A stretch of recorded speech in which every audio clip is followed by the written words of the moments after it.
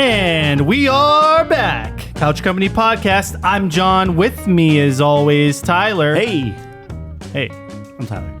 We have a guest. I love guests. I don't know about you, but I love guests. on the podcast, absolutely. Okay. Generally speaking, I love guests. I need to be less introverted. Okay, our guest is waiting. Okay. His name, you've heard him before, Jeff. What's going on? I just felt the warmest of welcomes just now. Well, Just ignored you. Thank you for having me. Of course. In your welcoming home. Very excited to be here yet again. 81 degree home. Feels good. What happened to your AC, by the way? It died again. I don't know. Again? Yeah. This This is the third time it's been broken. Second time if you don't include us not changing the filter for 4 years. Found out. we should do that. So I changed the filter, got that, but then it died, and they were like, oh, we're just going to recharge the thingamajig and add some antifreeze. And then it was fine. It took a day to cool all the way back down to our standard 69 degree. Yep. And then, it started leaking again, and it's not. So we shut it off, and now it's 81. Yikes. I've been, which we'll get to, but I've been like sitting in my room with a fan, like a big tower fan. I want to say maybe 12 inches from my face, trying to like slog through like video games. Did I tell you about Pittsburgh and the sweat down in Pittsburgh? Nope. We went down to Pittsburgh to a dance bar Okay. filled with people. Yeah. Did not see the notification on the door that said our AC is out of order. We get in there. Yikes. Probably dancing for a good 2.5 hours. I've never been more drenched in my entire life, and I didn't even notice. I took my shirt and I wrung it out, and it was just like the water on the floor. That's crazy. I walked out, when we were all leaving, and my pants were soaked. People were like, "Did you piss yourself?" I was like, "Did I? I don't Maybe know. you were having I such a good could've, time." but my pants were incredible. Like my front and back were completely soaked. My shirt was drenched. Drove home with my pants down to my knees, my shirt off, like over the passenger seat, like air drying. Yeah. It was an event. But it was like full? There's a lot of people there? Yeah, it Despite was the completely AC. packed. Completely. Wow. That's packed, got to be like elbow to somebody had to have elbow. been like passing out or something, right? Like from That's that. dangerous. Had to be. Yeah. And the DJ was amazing. So everyone why. was just and I was there. House and music?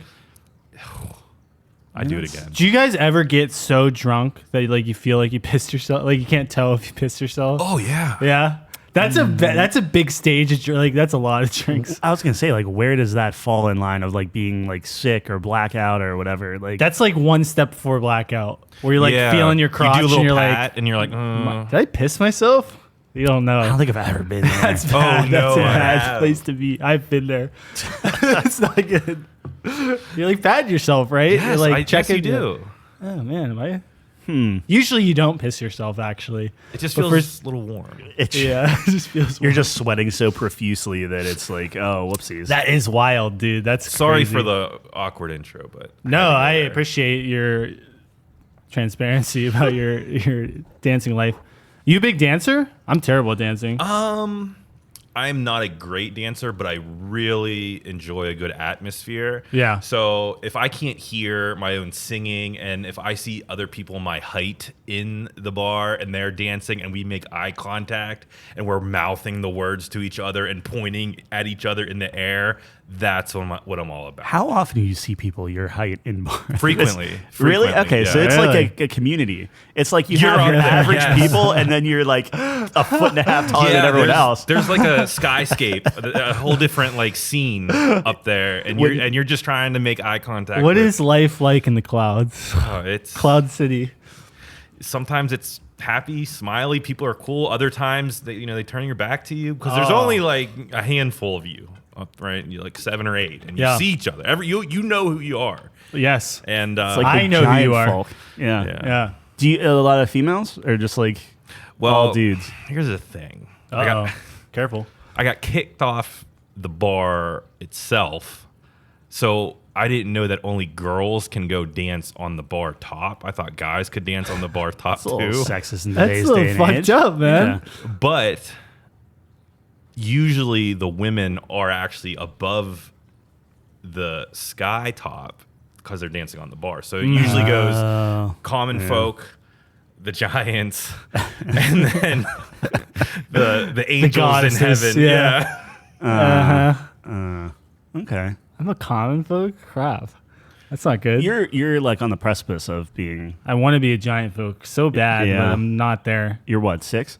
6. Technically, your scale tells me 6'1", 6'1"? which is now what I'm telling people because your scale would never lie to me. No. Yeah. It's electrical pulse. Yeah. That's how they tell you. That's truth. Yeah. Truth is in the electricity. That's what old Benny always said.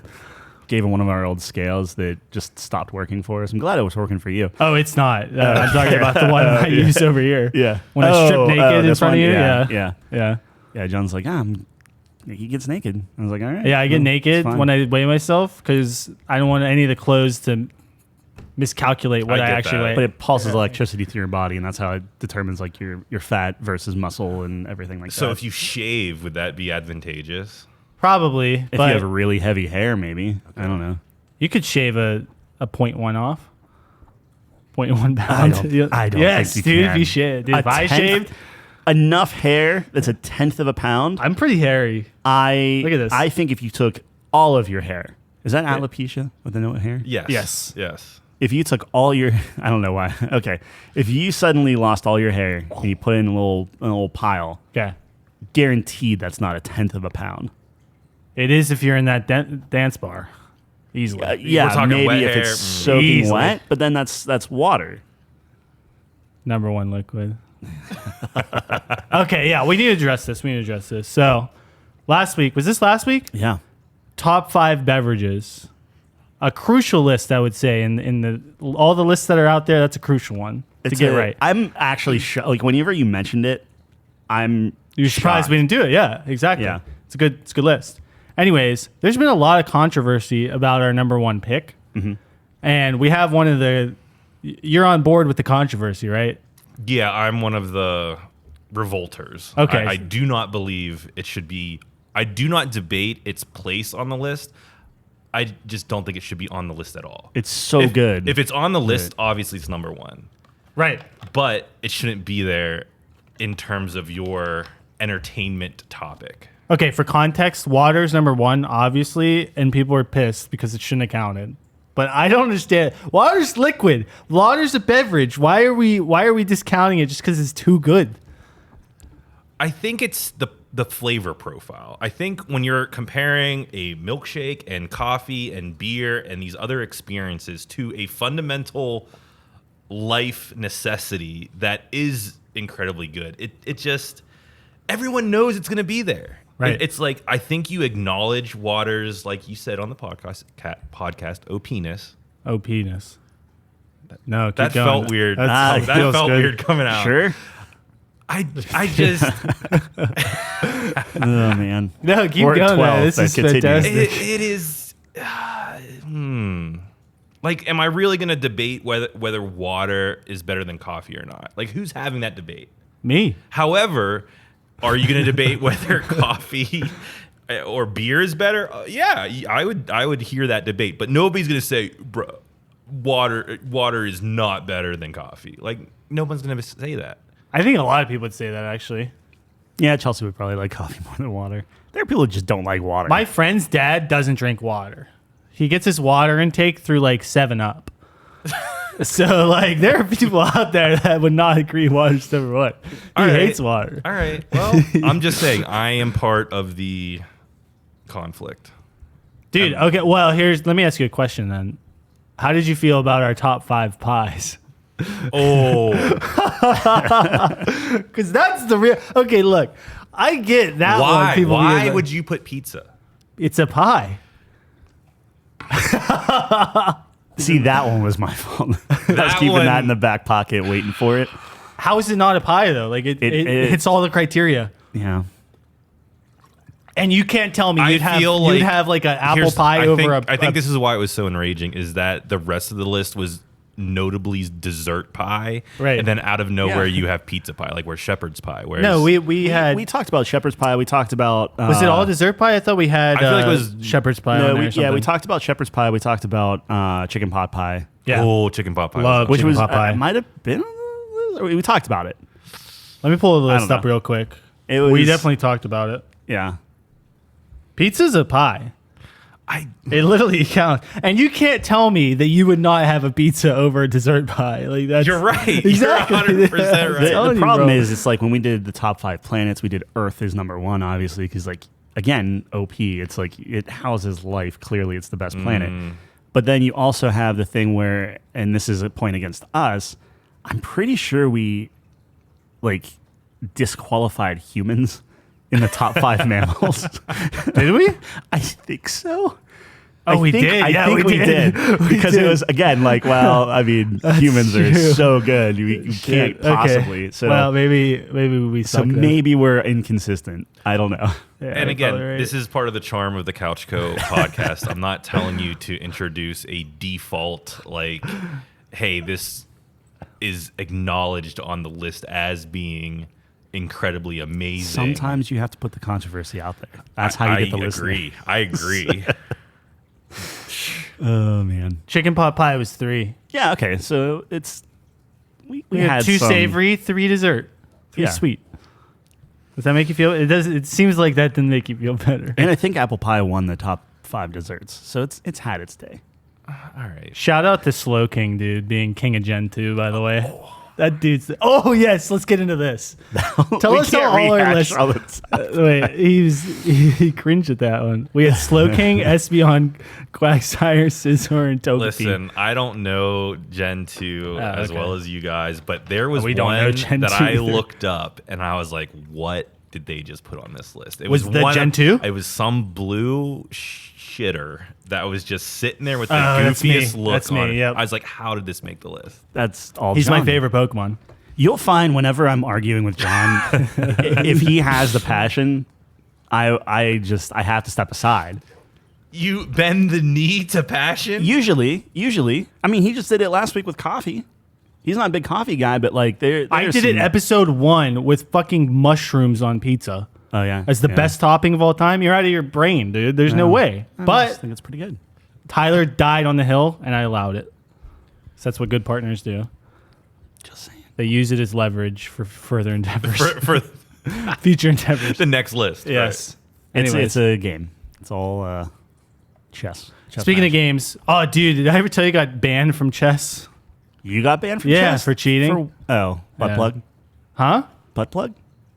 Oh, That's how they cheat in chess, right? There's no other way to Yeah. cheat in chess. It's Yeah. just either you use a butt plug Yeah. that vibrates, Yeah. or you. Yep.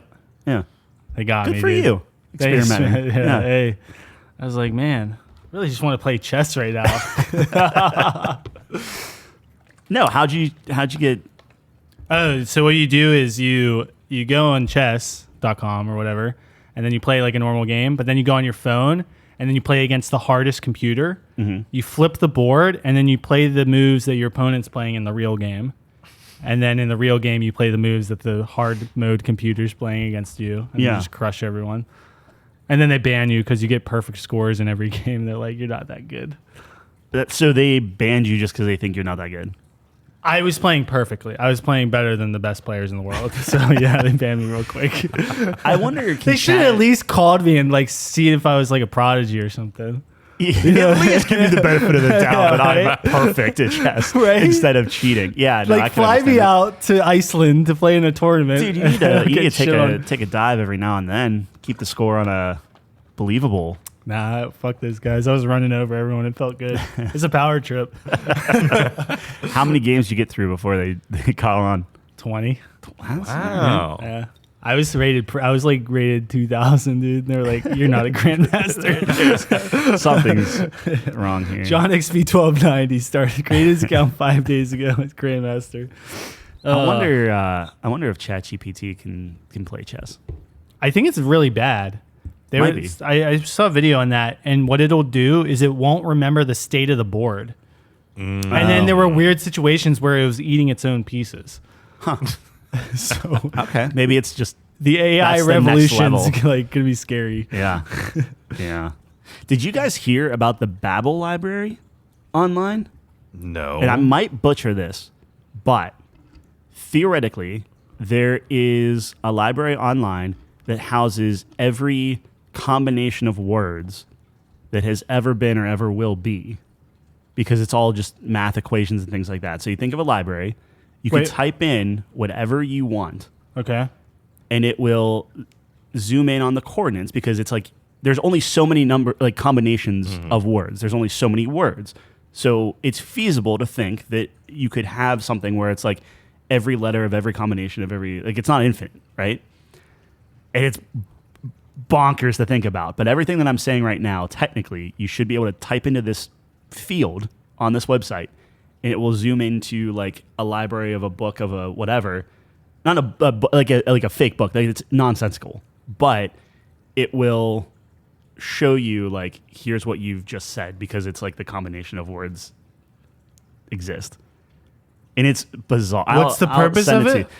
To freak people out, I guess. I don't know, but it's just like it does the so you type in a sentence. It's like a procedurally generated thing, but it just like here's every combination of every word. I'm shocked we have the computing power to I don't know do that because there's like it's not infinite, but it's close. Well, you take dictionary to X power, right? I don't think it's that astronomical. Do you? 100%. No. It's like they did the thing. You have the whole dictionary, Yeah. which is a big boy, and then We'll say do like another dictionary power. It's or something. 10 to the. It's like well, I don't know, isn't like it infinite 800 then? Because it's can't 10 you No, 'cause like it's- what's the limit? Because you can put any number of string of words together, right? correct? So theoretically, it's like So it is infinite. well, no, it's not infinite because there's only so many words, there's only so many letters, and there's only so many combinations of words. So you can't. Couldn't your sentence just continue though? Well, it's not. It's about like your words. I guess it theoretically could, but like that's the thing is like. Doesn't allow run-on sentences. Well, okay, hold on. I'm gonna find it, but I don't get what the point of this thing is though. I'm it's just actually to a do little it. bit with John. Like I'm kind of confused. It's as just well, to do it. but- It's just like it's. I don't know. But like 10 if to you the type in the 800th power or sentence whatever. and it opens this fake book and it's like, oh, here it is. Like, what do you mean? I just typed it in. You know what I'm saying? Like, I don't get it. I'm a little It's bit- like, I you're should've- just showing me what I typed should've- in. yeah, I'm not yeah, blown yeah. away by that. Yeah, no, I get it. Now, if it I were get to it. tell me what I'm going to say next, now we're talking about some scary shit. Part of that is the whole like. Here we go. So the Library of Babel has every possible combination of words ever. Let me just try to scrub here real quick. So it's Tyler's pulling up a video, by the way. yeah. So it's Podcast. no. Sorry, I was looking for the odds of it or whatever.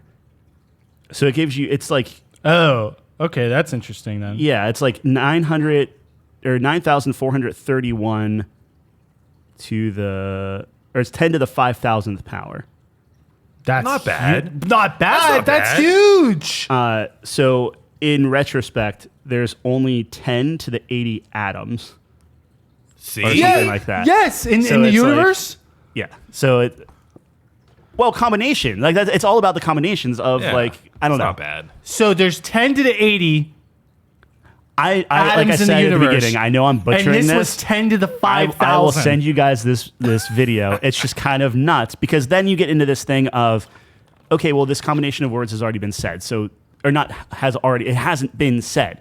Just because it exists in this weird Ether. computer generated AI thing. I don't even know if it's AI, but it's like this computer generated thing that's just math. That's all it is. It doesn't mean anything. It doesn't mean like it's gonna give you like a prophecy or it's gonna tell you something. It's just crazy. notated. Yeah. Already. Right. So we have no original thoughts. No, it's the fact that just because it's here doesn't mean that it has ever been spoken or has never Right. been thought or whatever. It's like a thought experiment. Yeah. Flubel's not in there though. Theoretic. Well, it's not. It has to be real words, It will which be one is day. beautiful. Well, right, which is beautiful, but I don't know. I mean, you got to look at like you should be able to go into the library, pick a random book, pick a random whatever. When I say library, I'm talking this virtual like Axie library or whatever. And you should be able to look at it, and you should just be able to see like just these nonsensical words.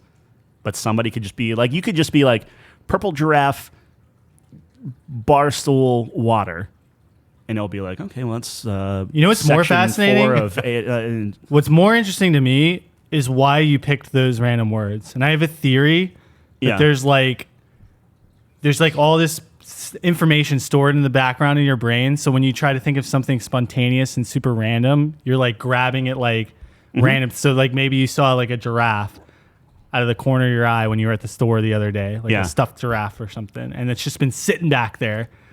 And then your brain's like, oh, we need something. Whoop, and you just throw that from the stores of your data. You know what I mean? And I like purple, so it's not like a huge leap. Yeah, I don't know. Yeah. Like, can anything be truly random? Yeah. Because, like, I don't know if this is a myth, but I heard, like, people, like, you dream about, you can't make up faces. Like, you've seen everyone in your dreams somewhere, even if it was just passing by or something, or on TV or whatever. So, like, even if you don't recognize someone in your dreams, you've seen him somewhere. Yeah, but people also say you dream in black and white, and that's just not the case. That's not true. That is not true. So you can, yeah, you can, but not. It's not always. That's not true. So I might be saying bullshit too. I don't know if that's true or not, but that would be that would be cool. I will see if I can find the. Well, I definitely know the site, so I'll put the site in the notes, and then I'll send you guys the video. Okay. I think it's wild. All right. I wasn't expecting to talk about it, but it was just kind of crazy. Can you feel temperature in dreams? I don't think you can, because I remember this one time I went lucid, like big time. Did I ever tell you about this dream? I think I told you. Probably. You might not have. Okay, so this one time, I probably said it on the podcast, whatever. I'll rehash it. So I was keeping a dream journal. I was like getting really into it, trying to go lucid dreaming and shit.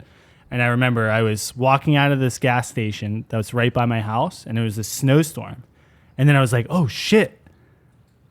Or no, I didn't come to the realization I was in a dream. I was like walking through all the snow. It's like, oh shit, I'm at a gas station. So I'm walking through all the snow, and I go down and I pick up the snow, and it's warm, like it's room temperature. It's not cold, and I'm like, oh shit, I'm in a dream. So then I run out in the middle of the street and I freeze time. It was really cool. I can only hold it for like 5 seconds though. But that made me think, like, can you feel temperature in dreams? Or no? So do you think you've ever felt pain? Yes, I have. Then I would say yes, you can feel temperature. However, because it's a dream, that temperature may not be what it appears to be. Can you though? Because like if feeling pain comes down to your nerves firing, right? Yeah. Temperature, while your body regulates your temperature, it's not like I can just drop to freezing temperatures in my body. I would just die, right? You don't think your brain could give the illusion of that? Have you ever like tried to think about being like you can't change yourself being cold? No. I think you're wrong. Really? You think so? There is a Rugrats episode. I'm pulling a deep cut here. This is like 3rd grade. I remember this Rugrats episode where I think it's Chucky gets lost outside. He doesn't know how to get back to the house. Glasses guy? The glasses guy. Okay. Green shorts, Can't tie red his hair. shoes? Can't tie his shoes. Hated that. I think he That made me got so lost mad. outside. He was like in the sandbox. Okay. Scorching temperatures outside. This baby was burning. And that episode taught me when you are feeling warm to just think about, a cool breeze, to think about, that drink of Fiji water. I think there's something to it. And I'll tell you what, Mind over matter. Yes, mind over matter. And even whenever, I'll give you another example. I'm almost deathly afraid of the dark. I do not like the dark. I don't know why, but when I used to be afraid of the dark, my parents used to always tell me, just think that you're in heaven. I was like, what the fuck? What are you talking about? But they would say, just think that you're in heaven. I was like, I don't know where you're going with this. They're like, go, almost like Happy Gilmore, go to your happy place kind of stuff. I swear to God, it works. I think there's much more to this squishy thing in our head than meets the eye. I really believe that. Yeah. No, I'm with you, dude. Like you read about like people swimming in like freezing waters, and they're able to like regulate their bodies through like breathing techniques and shit.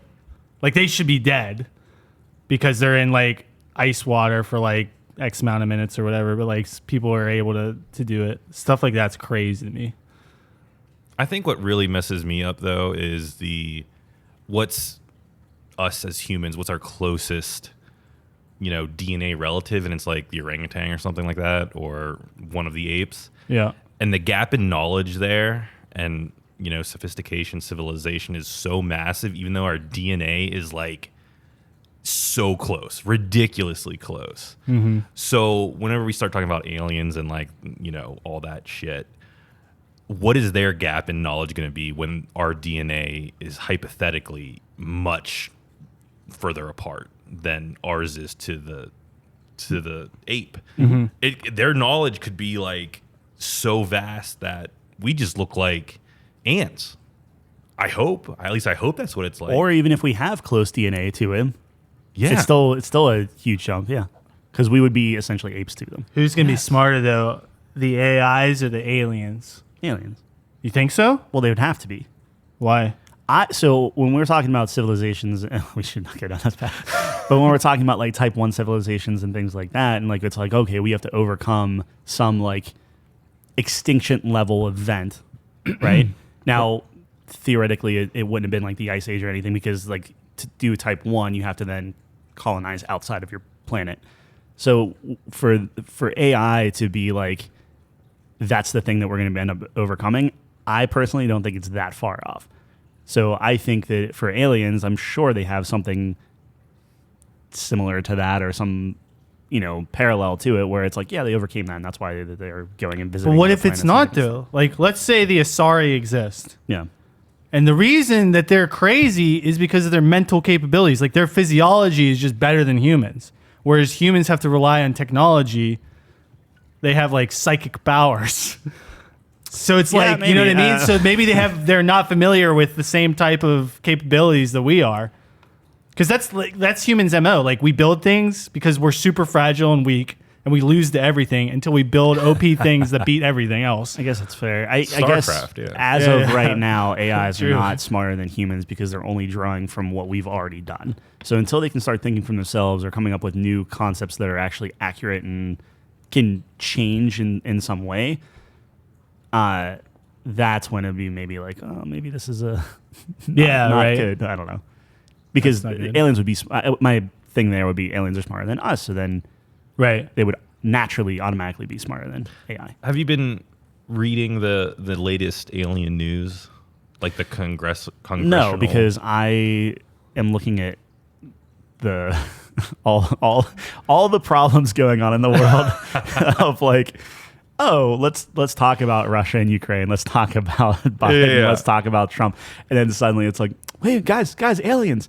Yeah, no, that's fine. But where's all this money going? Where's all? It's like, no, guys, aliens are here. Yeah, we don't care. It doesn't matter. Yeah. The only reason I bring that up is it really messes with my head, thinking that these aliens came down in a square spacecraft. Like, that just doesn't, like, that for me doesn't click in my head, that these aliens chose a square shape to traverse the oceans, the atmosphere, the space. Why square? Is it an aesthetic choice? Do they like squares? Well, it might be because, like, squares are rectangles, but, like, not all rectangles are squares, So they want to get the widest shape base they can get, I have no clue what you just If said. you were in a type 2 civilization, you'd understand. Yeah. That's type 2. Yeah, I don't know. I mean, sure. Show us the aliens then. Like, here's the thing. You can be like, oh, hey, aliens, UFOs, like, sure, then show it to I us. just want to see it so bad. Yeah, well, that's What I if mean. aliens Like, don't exist? How dare you? Dude, that's possible. You don't think that's possible? I don't think that's possible. It could be possible. it could be possible. That if is the universe within the doesn't realm of exist. possibility. What that if the aliens- universe doesn't exist? It's Schrodinger's universe. It's one of those things where it's like, yes, we can say that How does the universe not exist? because we can't go there, we can't do anything. Like, we have all these theories. We go a little and bit beliefs there. and stuff. We can't get out of our little solar bit system. there. We can't Our get solar to Mars. system, last time I checked, is within the universe. Correct. But what I'm saying is we are talking about outside of our solar system, right? Like, Yeah. we're talking about colonizing Mars and different things like that. But it's like we can't get past. Like, we just got to what, Jupiter, Dude, as soon as we find the mass relays, we're golden. Yeah, well, then I'll believe aliens exist. But what I'm saying is, like, to get outside of the solar, like, we have all these theories about, like, oh, well, here's the Big Bang, here's the start, and here's everything going, forward. And they were trying to talk about how, like, planets aren't actually moving farther away from each other. They're because they can't travel faster than light, so they're staying in the same place. But the universe is expanding. So then it's like, think about chocolate chips in a cookie, and all the chocolate chips are all the different the planets, and their locations didn't change. But then the cookie is expanding out, so the distance. Oh, between we're still the in the planets, oven. Yeah, so the distance between the still in the planets oven. are increasing, but the planet distance are not necessarily. So it's like, I think the chocolate chips move with the cookie, though. well, what they're saying is that I think because so, too. space is expanding, and it's not the planets. The planets aren't moving faster than light, because technically it's 70,000 kilometers a second or some insane thing that's faster than light. So what I'm saying is, space is not beholden to the faster than light type of thing. Objects are. Space isn't. So because space is expanding, then objects technically can go faster than light, in that they are going distant away from each other faster than light without breaking. Ooh, I don't like that. Neither do I. But what I'm saying is, like, that's all what we're expecting and thinking, and the black holes and all this other crap. Remember when we had a conversation? It could be like a cardboard box. Like, it could literally just be like, here's our universe, and it's Sure. freaking Truman Show, and then we send out a probe, and it just smashes into like this black like wall that's the aliens have us set up in. Oh, no. All right, first of all, I want to say, remember the conversation we had when you were like, oh man, dude, like 100 years ago, people were so much better because they had all these dates memorized and all this shit.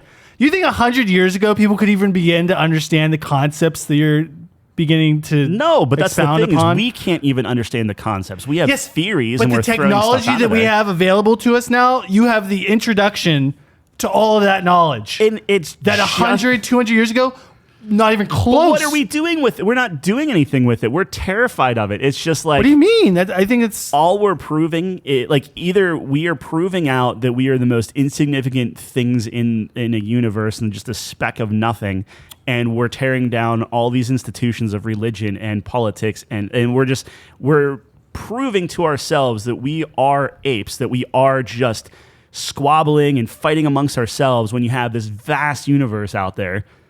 Like, there's not like I don't see like the benefit. You would think we're searching for truth.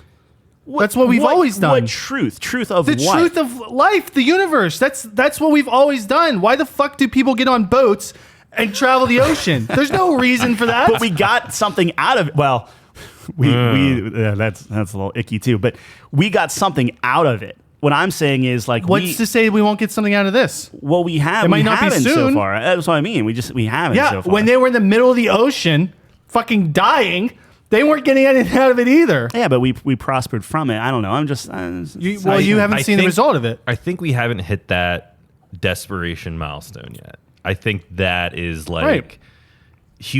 Humanity's skill to survive will be tested when it gets to that point. And what is the benefit of exploration? Like, what is the benefit? Well, our survival. And I guarantee there's thousands, if not hundreds of thousands of people who right now, if given the opportunity to get on a space rocket to go explore the unknown for the sake of humanity, would do it.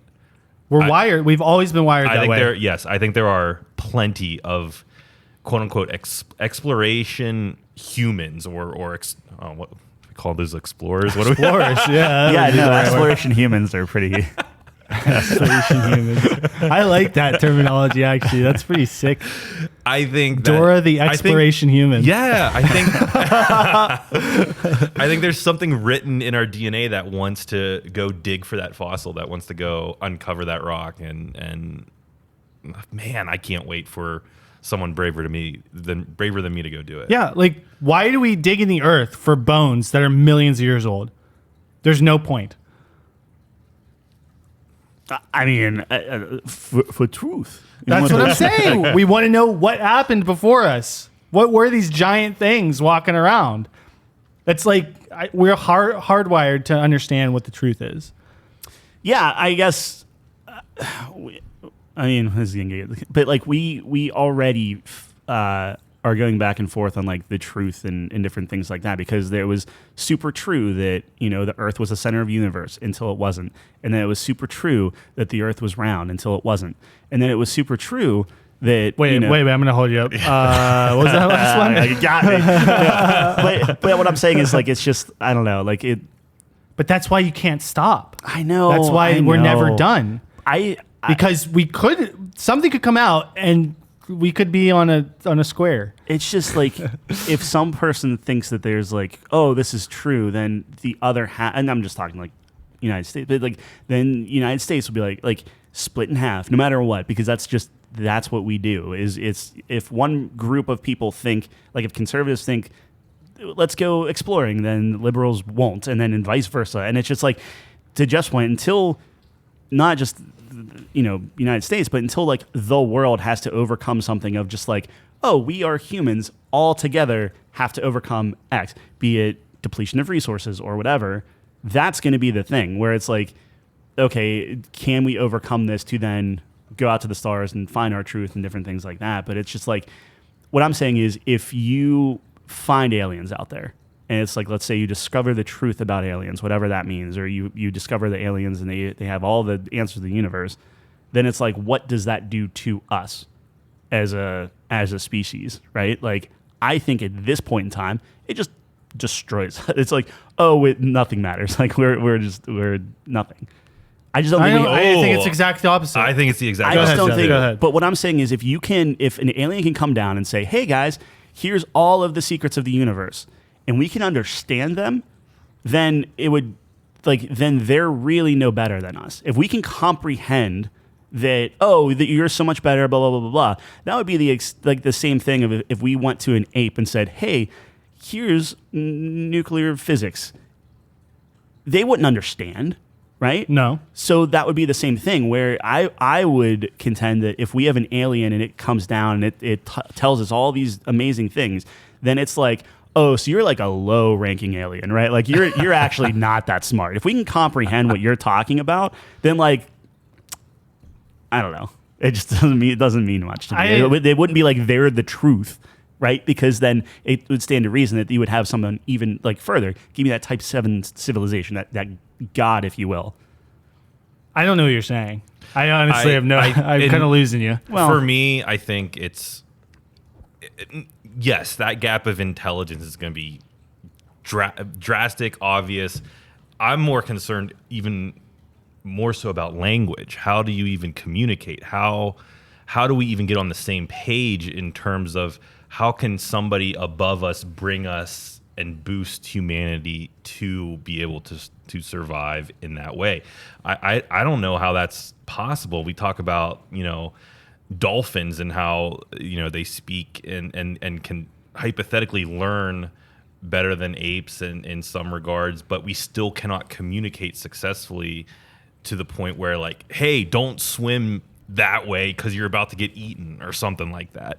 I think that for aliens to come to Earth and help us, I hope they have some answer for the language barrier or the communication barrier or something, because I don't think we're going to be able to comprehend it either. We're just going to be like, what do you want us to do? Like, do we go stand on this teleportation pad and it takes us to the promised land? You know what I mean? Like, how do we even begin that? I don't know, but it's still nonetheless exciting to me. I hope and pray. Oh, don't get me wrong. It's exciting. I just think that if we can comprehend an alien, it's the wrong alien. That's my thesis. Why? Because I that's not what we're looking for. Like, aside from, there's other life in the universe. Cool, that's a stepping stone. What I'm saying is I think humans need to advance themselves to some extent. We are. Yeah, no, right. I get that. But that's the whole point. Like, advancement is everything we do. Yeah. At the behest of a lot of things. Like, we create a lot of bad because of that advancement, but that's like our MO. Yeah. Is to constantly improve. So I don't think that ever stops. No, not until we get wiped out. Right. Or become a type 1 civilization. Everything that's in the universe. Would you guys teleport? Would you? Yeah. If it's not you. If I'm single, But if it's not you. what do you mean teleport? So like teleporting, you destroy yourself into atoms and then redo the Oh atoms yeah, 100%. exactly how it is. As long as I'm Like, single, yeah, I do it. So okay. So you're like essentially cloning yourself. Yeah, I do it. Ah. Yeah. Whoa, I don't know. I don't think I'd do it. That's what I mean, right? Would crazy. you? Yeah. That's nuts. I would. Sign That's up for awesome that. though. That for you. Yeah, That's I as long as I have no envy that. dependence, single, more old. As long as my friends are cool with, like, hey man, like, I could be throw a going away gone. party kind of thing. Yeah, Like, everyone's cool with it. Yeah. I Well, do. even if it's You teleporting might be around back the in world. like 5 minutes though. You no, might no, just like be, even if it's teleporting around the world. So you're talking to aliens, and I agree with you. It's like, yeah, let's see what's up, right? Yeah. I'm talking like Tesla comes out and they're like, hey, we came up with Hell no, teleporting. I wouldn't do that. Okay. Do you just not like Tesla? No, but I can get to somewhere on Earth. Yeah, okay. Well, that's what I'm Yeah. saying is like, would you go the teleportation All right, route let's if talk it's- about Mars. You can now visit Mars. Again, I'm teleporting. single. I'm say 55, 60. Okay. Retired maybe. Yeah. Yeah, I'm taking that teleporter to Mars. And you can come back and I don't. but there's a 1% chance you blow up. I would probably even. I would even if say there's like a 15% chance, I'd still do it. Wow, Yeah, that's interesting. Again, no dependence, no significant other. If it's Friends are cool with 1%, does it. your age go down? Like, would you do it at like 40? No. So I think 55 's the- in my head, like I have things that I want to accomplish here on Earth, and hypothetically, by the time I'm retired, a lot of those projects and goals of mine should be reached, and if not, within arm's length. And if somebody tells me, "Hey, you wanna go teleport to Mars? You got 98% chance of making it." Yeah, hell yeah. All right. But the act of teleportation is Destroys you. destroyed you, Rebuilds and then you. rebuilds you in a different location. Meaning that the person that goes into the teleporter is not the same person that comes out of the other side of the teleporter, and vice versa. You come back, it's not like you're What's different about you? theoretically nothing, but the fact is you are vaporized, Yeah.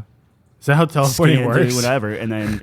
Well, I'm sure not in science fiction. I'm just saying like that would be how it. I'd be fine with it. I got a fake arm already, fake teeth. You have a Oh, fake 'cause you're- arm? Go into cyberpunk. My arm's all like got bolts in it and Oh my like God. metal plating and. What did you do? Were you in Fight Club or something? No, in fourth grade, I I went down this huge hill on my skateboard, and my arm like got obliterated into a million pieces. Oh my god! I thought you were talking like, oh, I'm just gonna be like the cyberpunk guy by then, but you're talking you actually have a. Oh, are the cyberpunk Fourth guy. grade, like my arm looked like a chicken wing that someone snapped in half, and I didn't know what was going on. And like one of the neighbors was like, "Sonny, are you okay?" And I was like, "Yeah, I'm good." He was like, "Look at your arm." I was like, "Ah," and he put it in like a styrofoam like cast. And I went to the hospital, and they're like, "Yeah, you can't even like ride the school bus." So I got like out of school for like 3 months because it was so bad. Wow. Why can't you ride the school bus? Because the bumps would hypothetically like mess up your arm. reset, like mess up the Oh. bolts and the plates that they put in it. Dude, that's crazy. I'm never skateboarding now. I tried it once. I had like a Power Ranger skateboard when I was a little kid. I was very bad at it. I had so many skateboards. I loved it. Yeah. I stood on a skateboard and fell backwards, and like it was like a banana peel Yeah, yeah, yeah. situation. Cracked my head on a driveway, and I was like, "Well, I'm never doing this again." Sounds about right. That's it. So none of that was what we were going to talk about, but what do we got on the docket today? Wanna talk Still about trying this? to think about aliens. I mean, we're gonna talk about. I mean, the elephant in the room is. My cousin is in fact alive and well. Yeah. Did you check in on that? man, What did that he was say? bad. He Is texted that me Justin? and laughed. Yeah. Yeah. All right. Shout out to Justin, man. Good guy. He so we are gonna have him on the podcast. Which if you're into the aliens thing, like he's gonna come talk about Egypt and all kinds of stuff. So like Oh, so he's Maybe probably we- a fan maybe of get that. like a I wonder if he's a foursome fan of together. that Netflix show. What's that called? Not Ancient Aliens. It's I'm a fan of Asian. oh, you're Oh my gosh. Is that with the crazy guy? no, yeah. that's Yeah. I'm trying to think of the Crazy Guy show. It is Ancient Aliens. Yeah, where he With his says hair and aliens. and he's just like Oh no, there's a he's different turned show. into a He's the meme, but right? Yeah. Oh, I that's funny. What show are you thinking about? I don't know. I'm talking about the one that like looks at all the monuments around the world, and they said there's no possibility that these monuments could be built by the civilizations that claim they're built by. Like I can't remember what the show is, but this person that does the documentary has come under like incredible scrutiny for like he's psycho and crazy and like all that stuff, but the way that he speaks, Well, whenever like, we makes find me out when believe it. he's coming on, when we pick a day, that'd be a fun foursome. Yeah. I'm interested in learning about all that because I have like no conspiracy theory experience. Are people offended when you say that, like conspiracy theories? I don't think so. Not good with theories. I don't get into any of that, dude. I don't get it. There are conspiracy theories that I definitely believe in. Like I think there is a world Bigfoot? power. No, I think that there's. Dude, I was like reading about there's like 3 companies that own 80% of the S&P 500, the top shareholder in terms of stock or in terms of equity, I guess. Not equity, but like shares, number of shares. Mm-hmm. It's owned by 3 companies. Yeah, That's like, crazy. it's just I'm not like I absolutely believe that you have like the wealthy and influential that are pulling. They're like strings worth and trillions of dollars. stuff. Oh yeah, It's like Vanguard, Blackstone or something. Does that sound right? I would be surprised Yeah. if Blackstone was on there. But And then there was a third they're up one. there. I forget They're what the like- third one is. investments in Philadelphia. Yeah, so it's 10. Yeah. So is Vanguard. But they own 80% of the S&P 500. They own the top amount of shares. I know somebody that worked for Blackstone. And it was one of the worst experiences of their lives. Yeah. They're the bad guys. Well, guess we're not getting sponsored. By, Sorry, Blackstone. anyway, I love Blackstone personally. I'm very excited to hear what he has to say. But that's That'll be yeah. good. Yeah. Ancient aliens. I don't even know. To be fair, I don't even know if it's the alien side of things, but Yeah. I wonder what he's going to come. Well, it's I'm aliens. I excited. thought it was aliens. I'm sure it's Or it could be anything. tangentially alien. JFK, is he like into that stuff too? I don't know. There's a bunch with that. Like He's government he's a conspiracies fountain and of stuff. untapped Like, knowledge. Yeah, I don't know, false flag stuff. I don't know. buddy. Dude, I don't know. I don't know anything. I think we don't know. Just as a people, we don't know half the stuff that goes on. That's what I'm saying, dude. That's why we search for the truth. Well, Yeah? Yeah? You like that? but like, Uh-oh, here we go. No, yeah, yeah. Come on. I heard that. sometimes I heard the neurons. You know, the whole the ignorance is bliss argument 100%. is a strong argument of like, yeah, We- we hunt for the truth and we claw and scrape and get all this stuff, and then it's Yep. like, what is the best thing that we could come up with? Like what's the oh, finally we hit it. Like there's always going to be another truth. There's always going to be something else, and it's just like, at what point can you just be content? Never. No, you never. That's a problem. Why is that a problem? I think I don't that's know. beautiful. That's I why life's guess. awesome. I guess, but then okay, like you go to heaven. Yeah. Now what? well, that is where I Play will with get, my dogs. That is who where I I haven't will seen get in a long pissed time. off. If there is an afterlife and I don't have answers, then we have a problem. I imagine you get to heaven. Well, actually, I imagine it like this. First, you're in a courtroom, okay? Oh. And then they're going over every bad thing you ever did. God's saying like, oh, holy shit, John, Yeah, you it's are bad. fucked up, man. And the devil's like the prosecutor. He's like, look at this guy, man. This guy's a weirdo. And Jesus is like, oh, man, you're not helping me, bro. Anyways, so let's say you win the case and you get in. And then I think like you get just a big book, big pile of papers, and it's all your stats from life. And you're just like looking through them for like the first like eternity. The You just first go- eternity. Yeah, Yeah. like how many liters of water did I drink in my life? It's just bullshit like that. You're just Yeah. going through all your stats. That would be cool, man. I'd like to know, like, here's how many people you knew, and it's like how many people you knew, Yeah. and like here's the person that liked you the most, and it's like here was your soulmate. You never met them. They were in Singapore, Here's my problem with heaven. Korea. it's not Korea. No, I'm saying Korea would be. That's where your soulmate is. Mine? Yeah, you'd have to go there. to Faker find is them. my soulmate. True, that's facts. Here's my problem with heaven. I Oh. have no desire to see any of my relatives because I don't want them being like, bro, why do you masturbate so much? That's a lot to unpack. You know what I mean? So My grandmother, my Nana, rest in peace. She just died a month ago. That's the first thing they'd say. They wouldn't be And happy I'm to like, see you. I don't want Like okay, so if heaven is like you can't look down on, the people on earth that are still alive. You can't look down on your loved ones. Cool, I'm all for it. Yeah. But if you can, and like my relatives, like, hey, we'll check on Jeffrey. What's he up to? And I'm just like, fucking my partner or something like that. And, like, you know what I mean? Like, maybe it's blurred out. It's just you're just in a constant state of blurred. As long as they cannot look down. I think they've ascended past caring about that, though. Like, No, they have infinite really? knowledge. You have to, 100%, they have infinite knowledge. Think about it this way. You're not going to check in on your family? So I've thought about that You a check lot, in, right? and it'd be okay. Go, Because go. I'm in the same boat of Yeah. like, oh man, this is I don't want spied upon, right? I don't care, but yeah. Like I was even we don't get in the nitty gritty, but it's just I don't want spied upon. Right. I think one of the saving graces there is like eternity is a long time, right? We live 80 years in a good year. Yeah. So like they don't have the time to like we're gone. Our grandkid, great, like in less than a second on their time.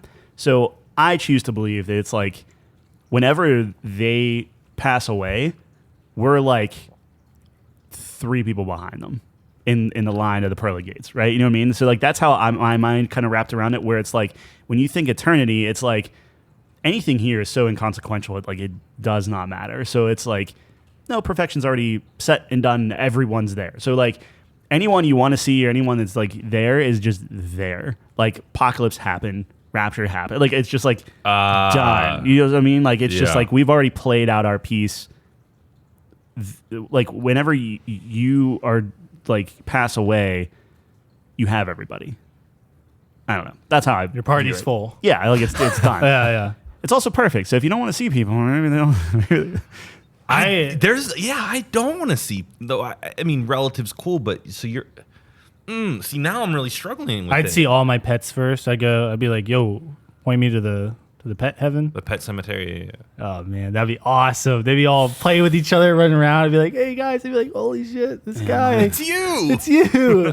Meanwhile, They'd my do it. parents just kept saying, like, animals don't actually Your parents are wrong, have dude. souls, right? Like, they don't actually go Oh, to they heaven. really drove that into you? Well, that's the only reason I was allowed to see all dogs go to heaven.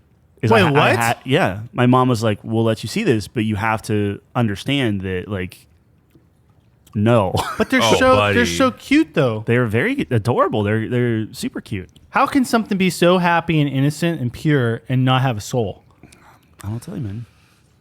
Like, if you were to tell me a salamander doesn't have a soul, I'd be more inclined to hear you out. Wow. Salamanders aren't very Kinda cuddly. judgy. That is kind of okay. Let me do you one better. A gnat. Yeah, also judgy. Okay, but like it's a bug. What about reincarnation? No, No. I would get one I believe in reincarnation more than heaven. really.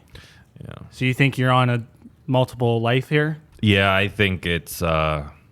But you're not going to remember any of this. Exactly. And I don't remember what happened before this. So like my thing is like if I didn't remember anything that happened before, wouldn't you lose all concept of time? Because we're acknowledging our consciousness right now, and it's like, okay, Yes. we're here, like this is happening, but eventually this is going to end, and if you get reborn somewhere else, you're not going to remember any of this. Right. So is it like this ever happened? Wouldn't No. you just be like, you know what I mean? I feel like you'd lose all concept of time. This is a very big brain theory, but it's like I don't know if It's it less does about make sense. concept of time and more about just nothing matters.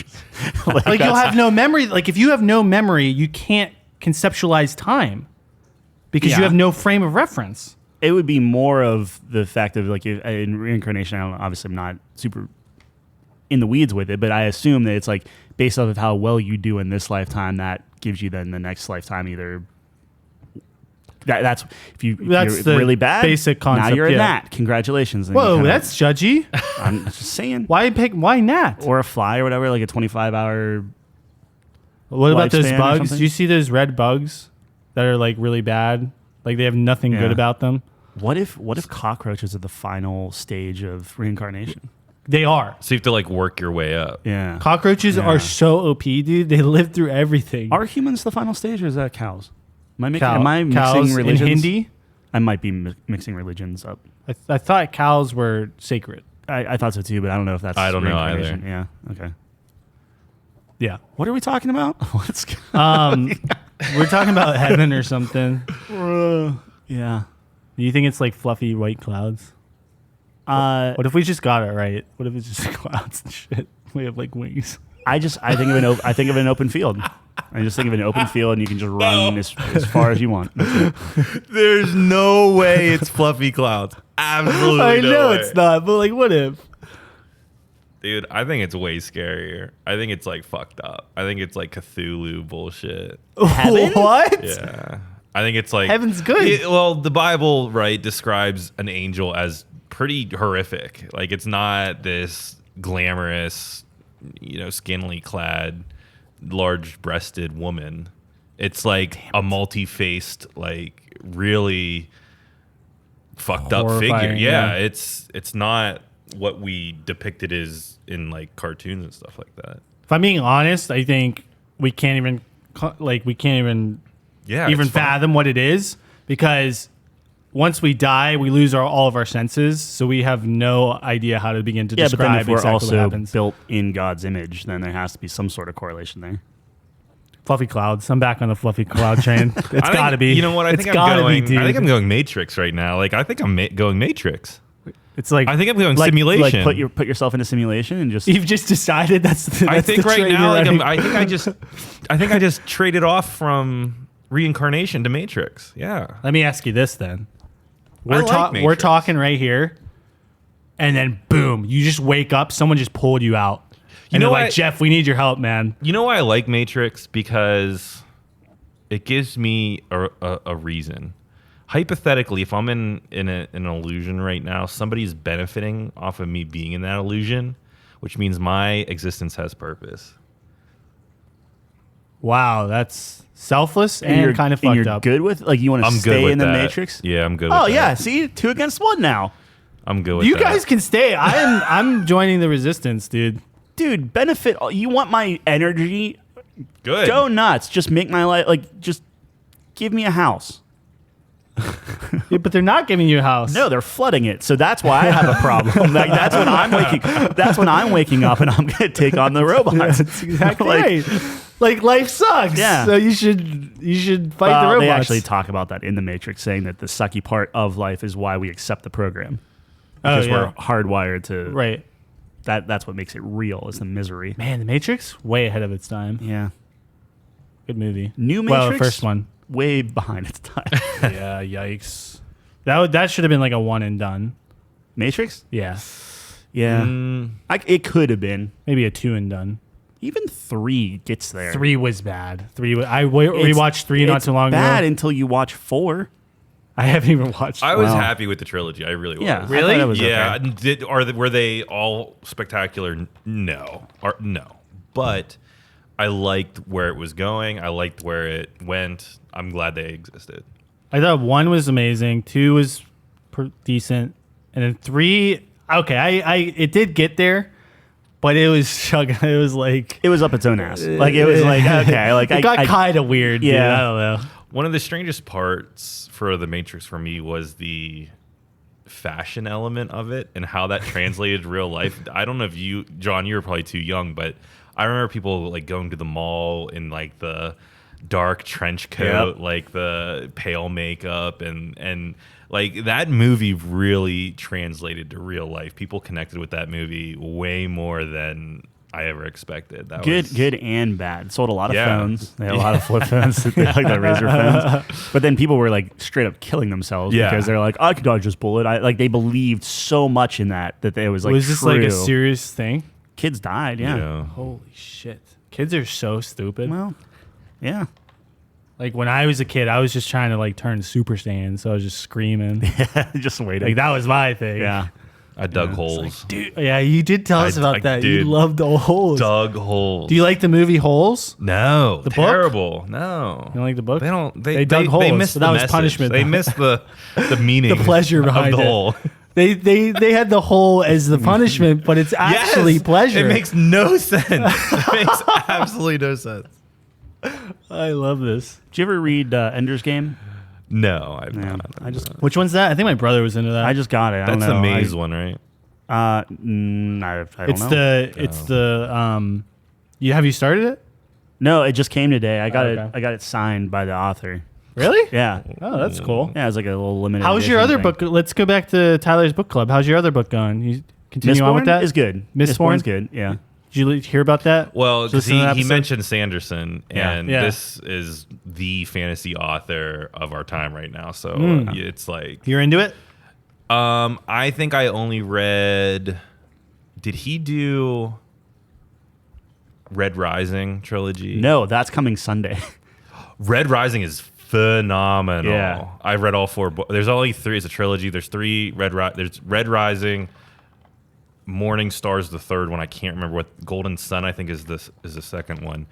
Freaking tastic. There's like 7 total. Yeah. It's like a trilogy and another 4 or something. That's Yeah, the and then- research department's favorite book. Red Rising is? Yes. It is Oh, okay. great. I have the first one, and I was supposed to finish it a long time ago. And If I'm you're talking still- about aliens and all this still in the stuff, middle of like it. it's pretty Is cool. it too? It's not, because the way it was pitched to me was it was Hunger Games on Mars, and I don't love that. I would not read too much into that Okay, good. explanation. All right, because I just want some science fiction that's not Star Wars, because I've been Star Wars out. This really connected to me at the steel mill level, which I'm not going to Sure. say anything else. All right. But this was a book I used to go to Permanis in the one close to me, and I used to sit at the bar alone reading the Red Rising trilogy. And Damn. it was really good. Nice. I hate reading. Unless if it's Dr. Seuss, love reading. The reading, and I don't understand it, because when I read, I get so sucked into it, and I love it so much, and I just don't do it enough. Like, I'll sit and I'll watch TV instead, or I'll play a video game or whatever, and I'm just like, Yeah, it's what are you doing? Like, once you get started, you're good. it's amazing, but and I'll sit it's there hard for to get hours. started. Yeah. I have that problem with video games.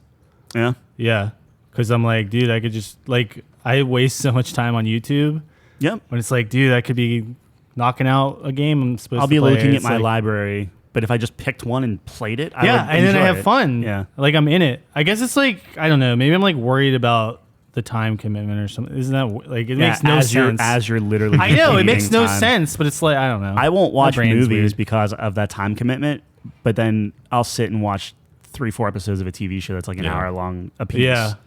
But it's like, well, but I could stop after one episode of an hour. So it's like you only Right. commit to an hour in your head, but then you sit there for 6. Yeah, Like it's It's insane. so weird. Yeah. I don't know. I do that with anime. I just watch a lot of it.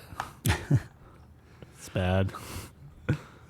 All right. Well, we're an hour in. Do you want to say your piece about any League of Legends stuff? You 100 two? Thieves is shit, dude. Blow up the roster. I hope Doublelift doesn't retire. Dude, he needs to retire. He was good this year. His team was an anchor, like 100%. 100%. Any tee up, any background we want to give to the, not me obviously, because I know 100% of Yes. what's going Right. on, but did you wanna- Doublelift is my favorite player of all time. He's an 80 carry. He's been in the scene pretty much since the inception of it for like over a decade now. And he retired in 2020. And then he he always streamed. Like his stream was really popular. Like he's probably one of the most popular, if not the most popular player, at least in North America. yeah. So he just like went to streaming at that point or whatever. And I was like really sad about that because like he got me into the game and like that's why I started playing 80 carry. Anyways, he came back with Bjergsen. So I was like, this is like a dream come true. Yeah. These guys are reunited. And then we talked about Bjergsen retiring mid-season. Right. And then now he just got knocked out. Like they did really bad this year. They were in 8th place. They barely made the playoffs because 8 out of 10 teams make the playoffs for some reason. And then they lost in the first round, obviously, because they just suck. And that was last night. That was last night. Was not his fault, though, dude. He did really well this year. Okay. His team was terrible, dude. They imported a Korean mid laner, this rookie, Quid, who everyone was saying, just sounds wrong, right? Yeah, they imported this and what? no, You know something isn't right there. yeah. It's, Well, it's because Bjergsen retired all of a sudden, so they had to find someone. And they were like, well, we got to find someone good. So they took a shot on this Korean rookie, and everyone was saying how good he was, and he was just so horrible. Yeah. And I was waiting and waiting. I was like, he's gonna pop off. He's gonna pop off. Never happened. This dude is just like so bad. Their jungler was actually the worst player in the league by far. He had 1 first blood participation the entire split. That means, for those that don't know, Tyler knows, but that means the jungler, like first blood participation is an important stat for jungler because they're affecting the map. They're not constricted to a certain lane. Mm-hmm. So they're the ones that actually enable or make plays around the map because they have the freedom to do so, especially early game. The fact that he was not involved in a single one until the last week, I didn't even think it was possible. It was the worst performance I've ever seen for a season from a jungler. Ever. It was so bad. So what happens to him then? He gets just knocked off the team? Or you're saying the entire team just needs obliterated? I don't know. I don't know what's going to happen. All right, Jeff, go ahead. Sorry. You're fine. I think League is in a tough spot. It's in a tough spot, and especially with the change to Thursday, Friday, I didn't watch much this season. I can't imagine the numbers went up. Double Lift for me just needs to he needs to enjoy his life with his hot girlfriend. I don't think his heart's in it. I really don't. Yes, he has these goals that he's never hit. He wants to hit them, but I think that time has come and gone. He's already got his North American titles. Whatever. He's not winning Worlds, dude.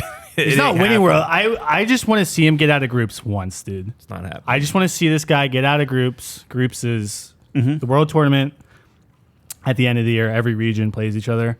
Yeah. There's a group stage. Yeah. Getting out of it's hard to do. Obviously, yeah. And he's never done it, but he's the most successful player in North America by far. He's got like 7 or 8 titles. I just want to see him get out of groups. If he gets on the right team, give me one more year. Just give me one more year. Is he hamstrung because he's an American? Like he's in America? Like in North America will never win Worlds.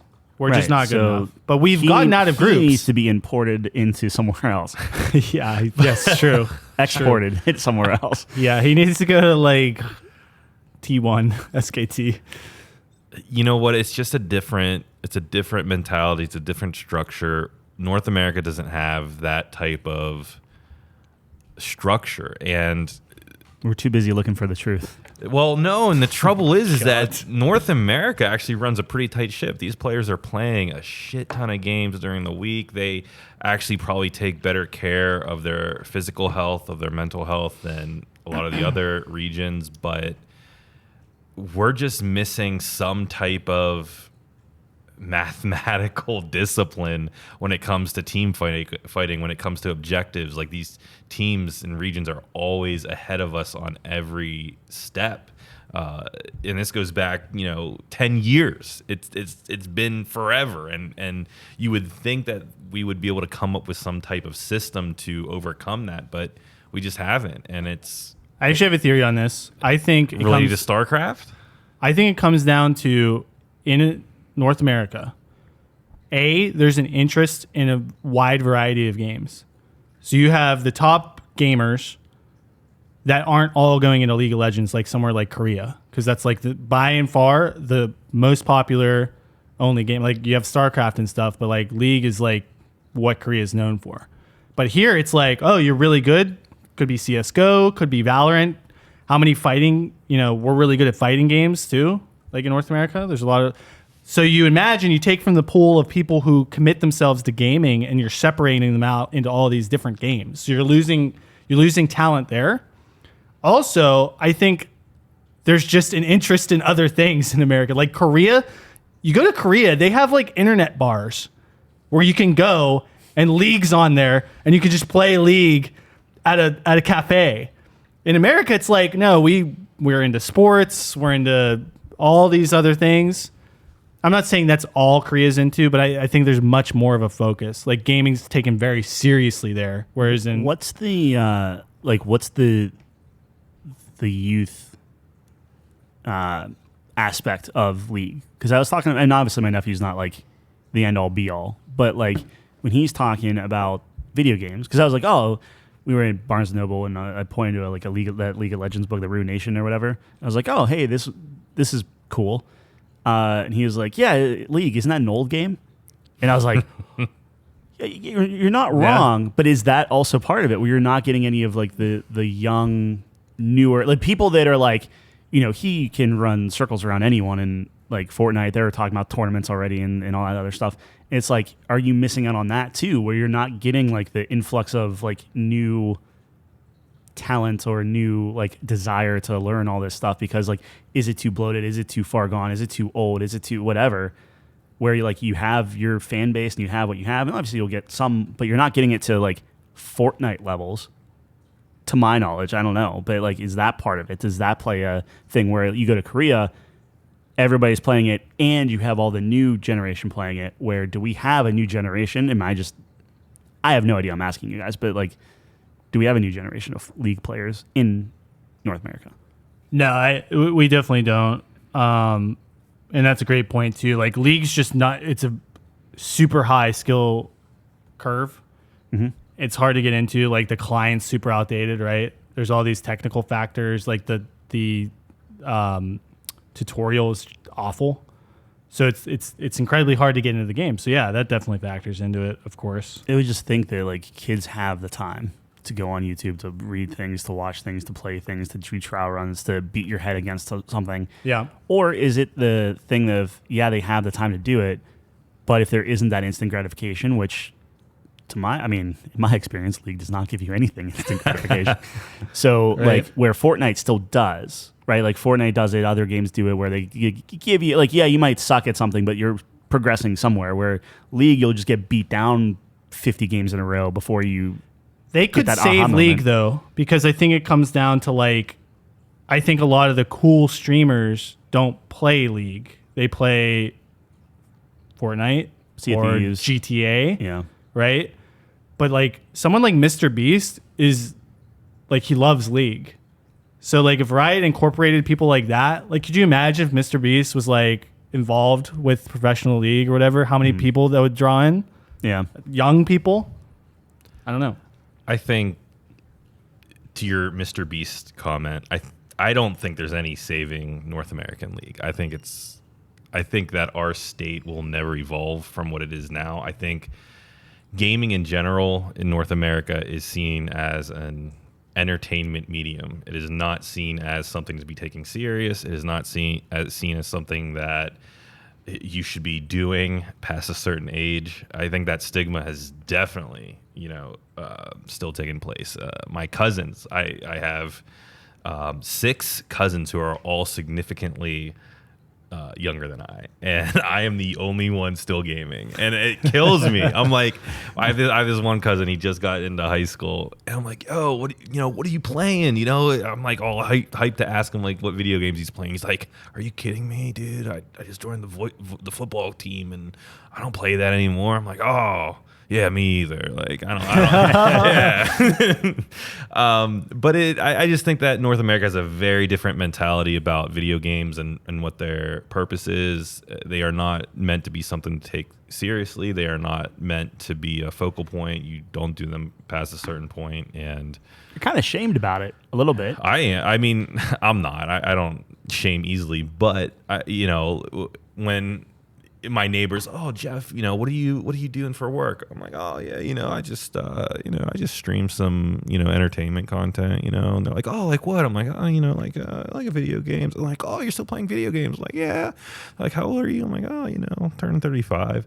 So there is kind of that North American stigma. Is like, okay, I'm not a doctor. I'm not working for a large company. I'm not a salesman or this or that, or these positions that we strive to get into after college, where I think in Korea and China, some of these areas that might be a little bit more focused on academia, I think certain games like League of Legends, Valorant, connect more with the academia aspect of it, of like driving home the numbers, driving home stats, driving home like this laser focus on there's a formula to it. You follow the formula, you win.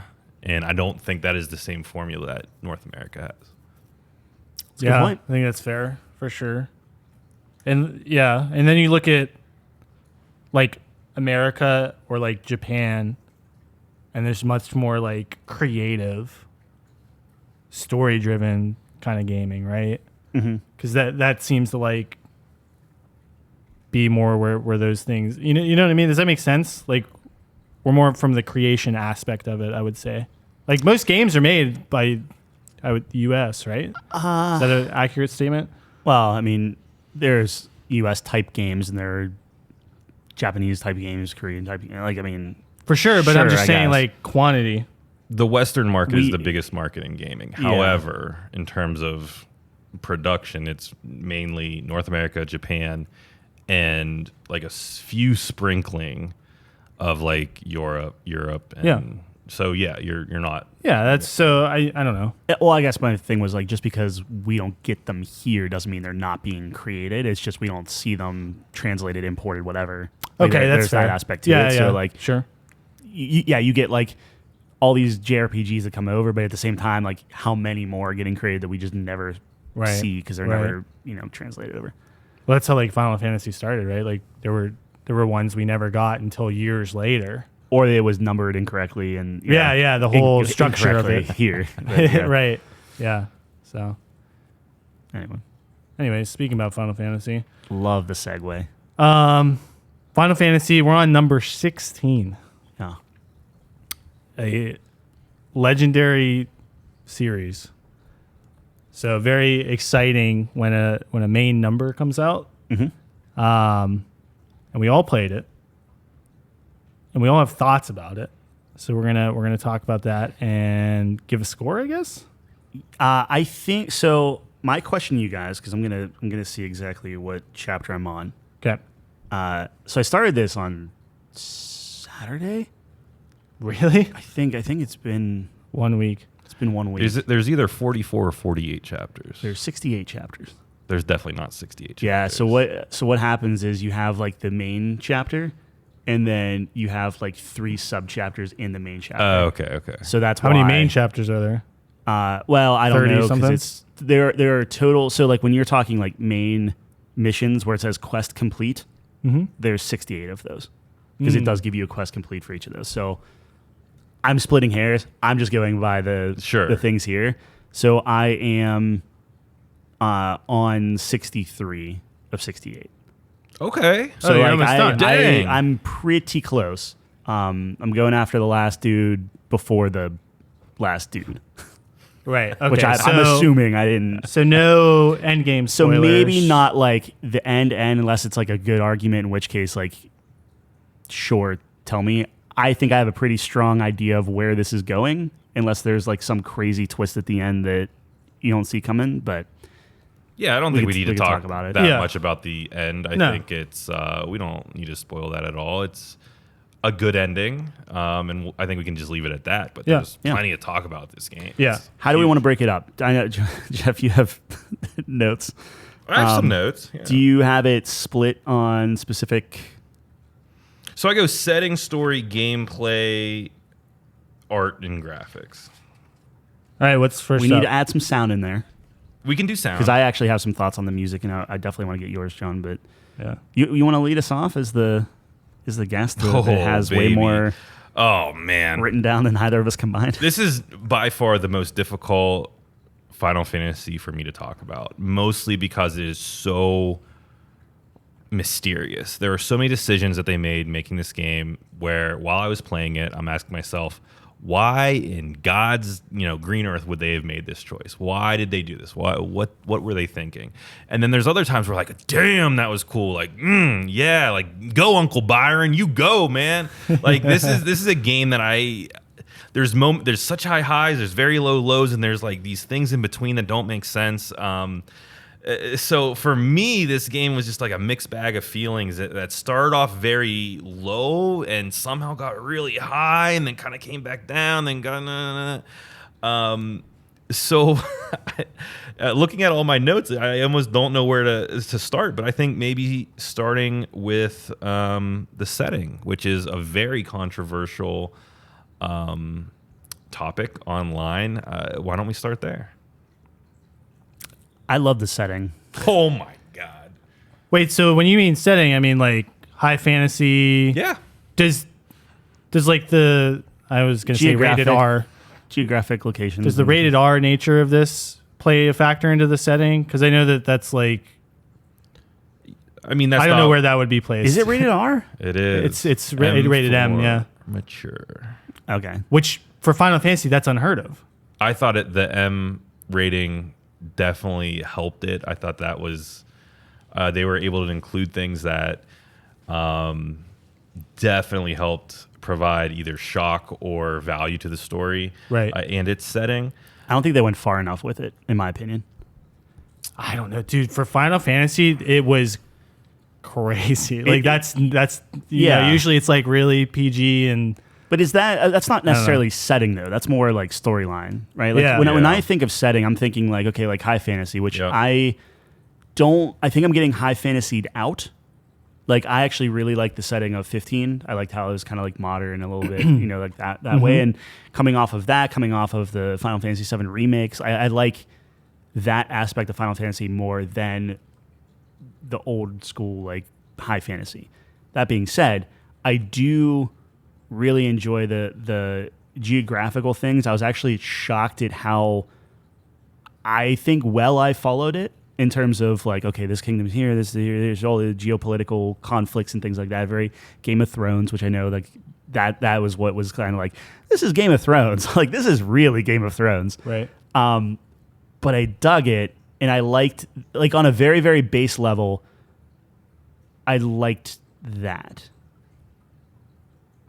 I'll back off and let you guys talk about it. But I'm with Tyler. I really enjoyed the setting. I thought the kingdoms were super cool and unique and interesting, and the areas were cool. I liked, and then like the lore that you're talking about, and I definitely want to talk about how they handle that. I guess we'll talk about that different because I thought they handled that super well. But I actually really liked the setting. I mean, it fit the story a lot. Like I think it was like a gritty place. It was like a gritty story. So I thought it matched up really well. And I like, are you tired of high fantasy just because of other things? Because like this is a return back to like they haven't done that in a long time. No, definitely because of other things. And on the face of it, like I think it's very cookie cutter.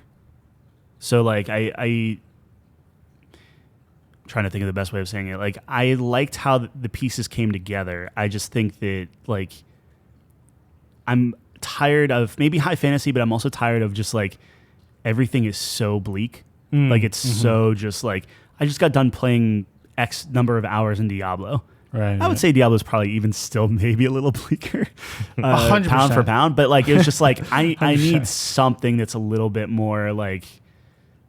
Can we have some pockets of levity? Can we have some pockets of like, oh, maybe the war hasn't reached this area yet? But this one is just like everything is very, very dark. So it's like it was a balance, and we'll get to that in the story, I'm sure. But I think just how all the different places fit together, what the central points and the motivations of the different places, I thought worked setting-wise. But Jeff, I know you don't agree with that. I thought the setting was by far the weakest part of this entire game. I thought it was abysmal. I thought it was lacking soul. I thought it was lacking character. I thought it was lacking direction. I didn't find anything appealing really about this setting. So I don't want to say like I really disagree with you guys, but playing through this game, I was like, where are my cities? Where are my environments that I really like exploring in Final Fantasy? The same director that did Final Fantasy XIV, did this game, and I almost couldn't believe it. I was like, what is going on here? Outside of the town of Lost Wing, which is not a spoiler, it's one of the very first towns you come to, I found very little interest in any of the locations. There was no Golden Saucer, there was no Midgar, there was no standout city other than maybe Sambrek. The Empire was pretty cool. But guess what? Well, I can't say this, but you don't get to interact with it that much. All of these empires just, for me, felt very hollow. I didn't even get a sense of scale in this setting. This is supposed to be massive empires and massive armies fighting each other. And I'm like, okay, cool. Where are all the people? Where are the people? I didn't even, like, where are the NPCs? Where are all the people walking around? Like, it just felt like vast areas of grass to me that was unpopulated. And I think about The Witcher 3 and how that is also a very high fantasy setting and how populated and charismatic just, the environments were, these little shacks that people lived in, and you believed you were there. And I'm like, this, to your point of cookie cutter, I was like, who made this? Like, what is going on here? And this was one of my big mysteries of the game. There's so many other good aspects to this game. How did they miss the mark so much on this setting? At least for me, I was surprised to hear you guys say that you liked it. But so I think I actually completely agree with you. But I think what you're describing for me is more on like the graphics gameplay side of things, where trust me, we're gonna revisit that. I was saying, like, in terms of setting, when I think setting, I'm thinking, okay, like, what is the world? I think Midgar is very, very good. But after that, like, you have Midgar in Final Fantasy VII, but then, like, I don't really remember too much outside of that, where, like, with these, I felt like, okay, you have, like, these very kind of, like, set kingdoms and different things, and it was very Game of Thronesy. And maybe it was just because they really spoon-fed, like, and this is going to get a little bit more in the story, but, like, what's her name? Vivian, I guess, is the... Yeah, she's the NPC there. Yeah, like, between each of, like, your kind of, like, major battles, she's like, come here, don't interrupt. I'm going to show you this map and, like, really dumb it down and explain, like, why everyone's moving the way they are and what are the mysteries and stuff. And I thought that was actually, like... I thought it was going to be boring, but I was like, this is really... locking in the setting for me each time, and that's why I liked the quote-unquote setting. I agree with you 100%, though. If you're talking about interacting with it or moving through it or anything like that, this, I don't think they've ever said this is open world. I guess in a way it could be, but, like, it felt very, even the quote-unquote open areas was like, you have to follow this path. You can't jump over this log. You can't, like, so it felt very claustrophobic for a lot of that stuff. And a lot of the cool areas, you're getting to these areas after they're cool without giving too much away. So it's like, I can understand that from a gameplay graphic aspect to it.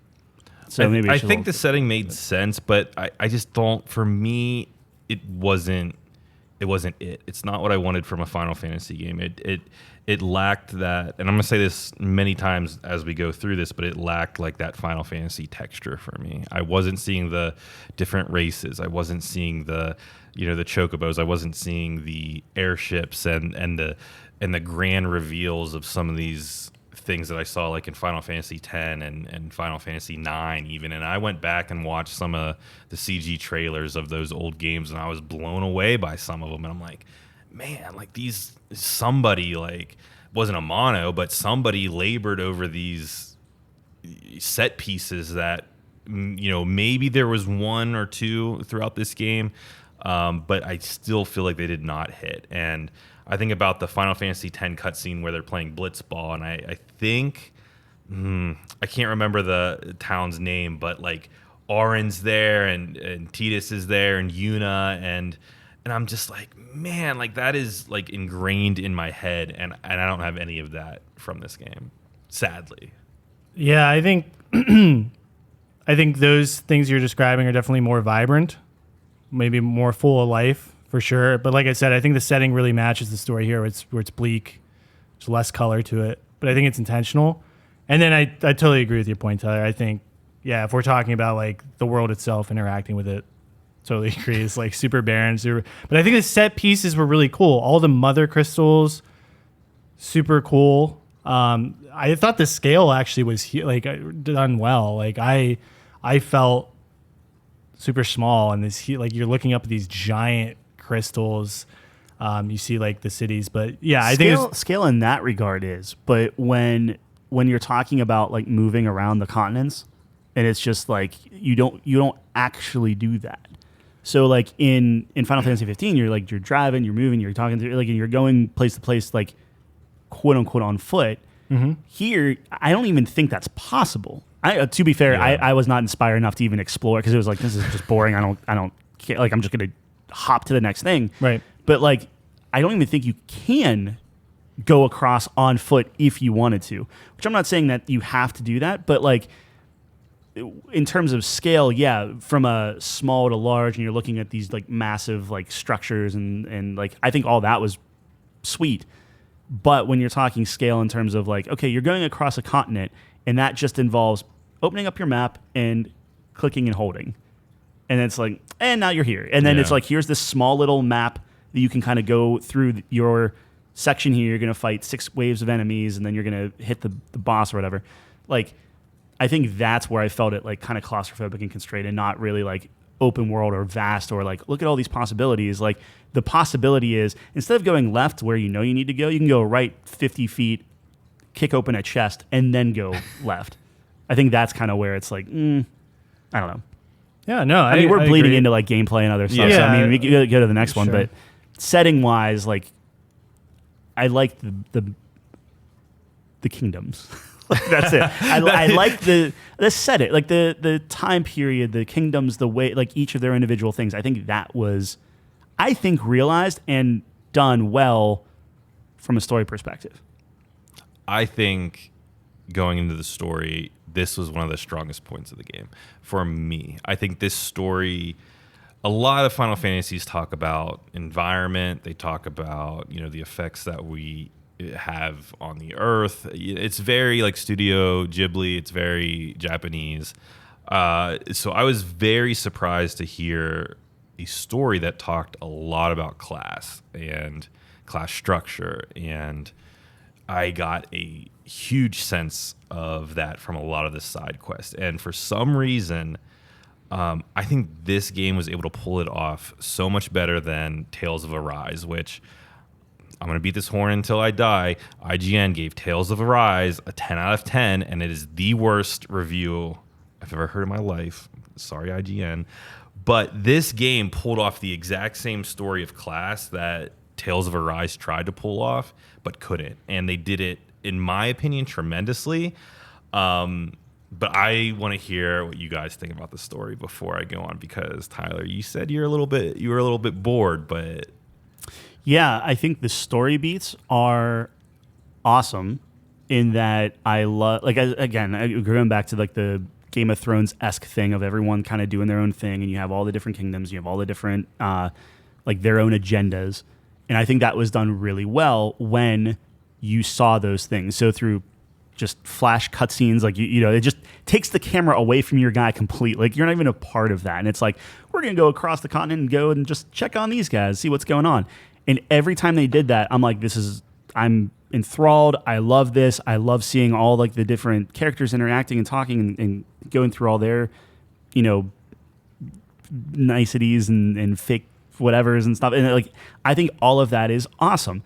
I think the overarching of like, hey, we got to destroy all these crystals or whatever. Again, like it's kind of mild spoilers, but like, it's you'll see like, okay, this is what we have to do to save the world or to do whatever. I think all of that was really well realized. I think that I felt motivated. I think it had I know you said like the opening wasn't necessarily strong, but I thought it was a very strong opening, and that like I played through the demo and I was like, all right, let's see the demo. And I was like, bought it immediately. I was like, this is sweet. We're going to keep going. I thought the opening was really like, it made you want to go through and play through and see stuff. And I thought even like the different time skips made sense and like you're still catching up. But it's like I think all of that was really good story wise. What you're talking about with like different side quests and things like that, I think everything in between the main story beats is boring as hell. Whoa, okay. I think like story wise, whenever you're progressing the story, I've never been more engaged and loving it, loving all the acting, loving all of like the different interactions and stuff.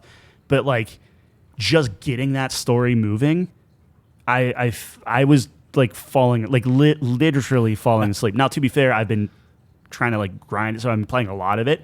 But it's just like, dude, if I'm fighting or if I'm watching the story, I'm in, I'm loving it. I think it's the best game in the world. As I'm talking to people and running from this end of the map to this end of the map for no reason than to like talk to somebody, like that is just mind numbing to me. Where like I could not care less what they have to say. Okay. But Yeah, no, I agree with a lot of your points. Story for me, one of the strongest, if not the strongest element. I was engrossed in this story. I was captivated by it from the beginning.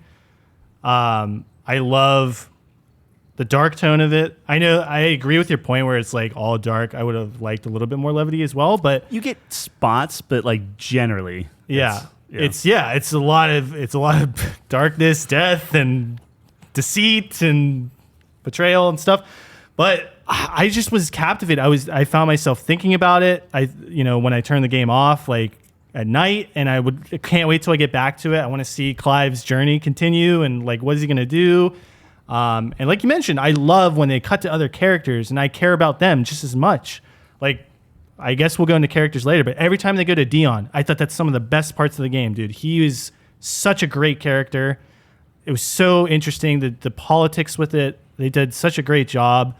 Very Game of Thrones-esque, which I've never seen, but I could see why people like that stuff. It's like really good.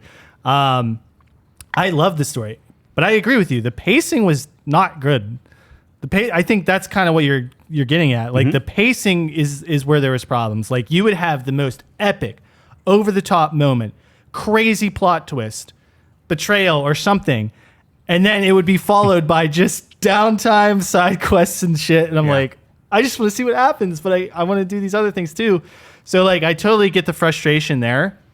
It definitely, I wish it did a little bit better job of that. Like, less time in between those big points, because when it hits, dude, and you have that epic moment and that crazy reveal or whatever, it is just like, it's so 10 out of 10. I am so glued to the screen. There's so many times where like I shed a tear at these beautiful moments, or just my mouth was agape at this. I couldn't even believe what I was watching. I was like, this is insane. This is the craziest thing. Like, there's one particular fight where I don't want to spoil it, but I was like, this is like Dragon Ball Z, dude. What the fuck is going on? I think there were multiple. Yeah. fights There like was, that. but there was one in particular where it gets so crazy, and my mouth is agape. And some people maybe it takes some people out of it, but that's like right up my alley. I'm just like, let's push it to the next level. Let's like, this can't get any crazier. This can't get any crazier. Oh shit! They're like, it is amazing. So, story overall, I really, really enjoyed it. I think it's one of its strong points, and I think two factors that have to do with it. I think the script was great, and they really knew what they wanted to do. It's not the most convoluted thing ever, but I think it was really nice balance between like, a lot of things going on, but not too much to get you confused. Right, easy to follow along. The characters were amazing. I really liked a lot of the characters and connected with them and cared about them. And then the performances were fantastic. The voice actors were so good. I think it really brought everything to life. I mean, characters are such a big part of stories. I don't know if we want to kind of like bleed into characters a little Yeah. bit, but I mean, that like I'm not a huge whenever there's like, you're my brother, I'm like, yeah, okay, whatever. Like, and that maybe I'm just a sociopath. I'm just like, I don't care. I don't get that feeling. Yeah. But I will say they did it very well where I actually believed them. Like, am I going to be like shedding a tear of like, but like, it was probably about as close as I would come whenever it's like, oh, this brother's bond, oh, this family member. Like, you talk about Byron, I'm just like, when he's like crying, I'm like, yeah, man, I could see it. And it's like, it was believable. And I think that's a huge, huge thing where those interactions I believed. I just think that, like, to your point, when you're talking through like different characters and the interactions and stuff, I thought everyone else was so much more interesting than anyone you're talking to in your base. Like, it was like, dude, I don't give a shit what Otto's thinking. I don't care. Yeah. Like, to the point of like, and this was actually fairly towards the end, but like we come back after this insane thing. Like, it was just like, oh my God. And Otto's like, hey, meet me before you go out. I'm like, all right. And you run across your base and go talk to me. He's like, hey, good luck out there. And that's literally it. And it's like, what, dude, come on, man. I got better things to do. Like, it's mind boggling where you have, you know, you think about your Final Fantasy, and 10 and 7 are like, they're very good, right? Mm-hmm. Like, so like those, and even 15, but like, I felt like so much closer to all those different characters within your party than I did with like your quote unquote party that is getting swapped in and out so much that like you're supposed to care about Gab and you're supposed to care about Jill. And I think I've come around on Jill, and I do want to talk about her a little bit, but it's just like, I don't really have like, oh, I love Aaron, I love Waka, I love, you know, like, Barrett's amazing. Oh, of course I'm going for Tifa. Like, I don't have any of those connections. Short, like, honestly, your dog is like the closest connection that you like. After every major fight, I'm petting that sucker. You know, like, that's the only real connection I personally felt. Short of, like, now that the like brotherly love type stuff, sure. So I just have a couple quick points to that first. I think one, a lot of the side quests actually go into some of that stuff. Like Otto, for example, if you did none of his side quests, totally agree. But there's like one in particular where I was floored it wasn't like a main quest, because it like really explores his relationship with Sid. And I like teared up when at the end of that quest, and it was like a really cool quest, and it was, you get a flashback, and it was crazy. So I was like, how is this not a main quest? Like, this is important. So like, if you skip that, yeah, you're like, Otto's so dumb, dude. Like, he says two things to me. So, but then that's the pacing, right? Like, exactly, put that in the main quest line where you're fleshing it out, and you're not just go here and collect star sand. Yes, but like, I think the second point to that, and this goes back to kind of Jeff's overall point with this, where it doesn't really feel like a Final Fantasy, because traditionally your Final Fantasy, such an important aspect is your party. You have a big party. You meet all these interesting and unique people, and you can swap them in and out, and you can customize them, and you can do this and that, like the job system. And that's all lacking here. And I know this isn't really with characters. Well, it's kind of with characters, more gameplay stuff. But that's crucial, because that's where you make a lot of those connections. And the fact where you can only play as Clive, and yeah, people are getting swapped in or out, and it's not your choice. I think that definitely factors into it as well. So, but I don't know. I really like, because I did all the side quests. I really like the main cast. I think Jill's great. The scene with Clive and Jill. You don't like Jill? Dude, there is one scene, the scene where they're just suddenly naked. Out of nowhere. Like, what is that? You're just wet. So like, instead of sitting by the fire and drying off, no, we got to take our clothes off. Like, that one scene, and that's where I was like, I'm coming around a little bit. But like, after that scene, she goes right back to being just blank stare. Like, I don't care about her at all. And maybe it's because of the side quest, but I was just like, dude, you had one good moment, and like, I get it. I thought they had a few. I don't know. I think this game is just, the characters are very hard to identify which ones are we'll say like MVPs. Like, for me, Dion, probably one of my favorite Final Fantasy characters ever. Like, so much more than Clive. Like, and you never even get to play as Dion. I think Dion's story absolutely rules. Mm-hmm. I don't really find Clive that compelling. I think that he falls into the traps of most Final Fantasy protagonists of being one note and one direction. They don't have any type of change in their story. They're driven towards one goal. They hold that steering wheel in one direction the whole way through, and that's kind of it, and that's okay.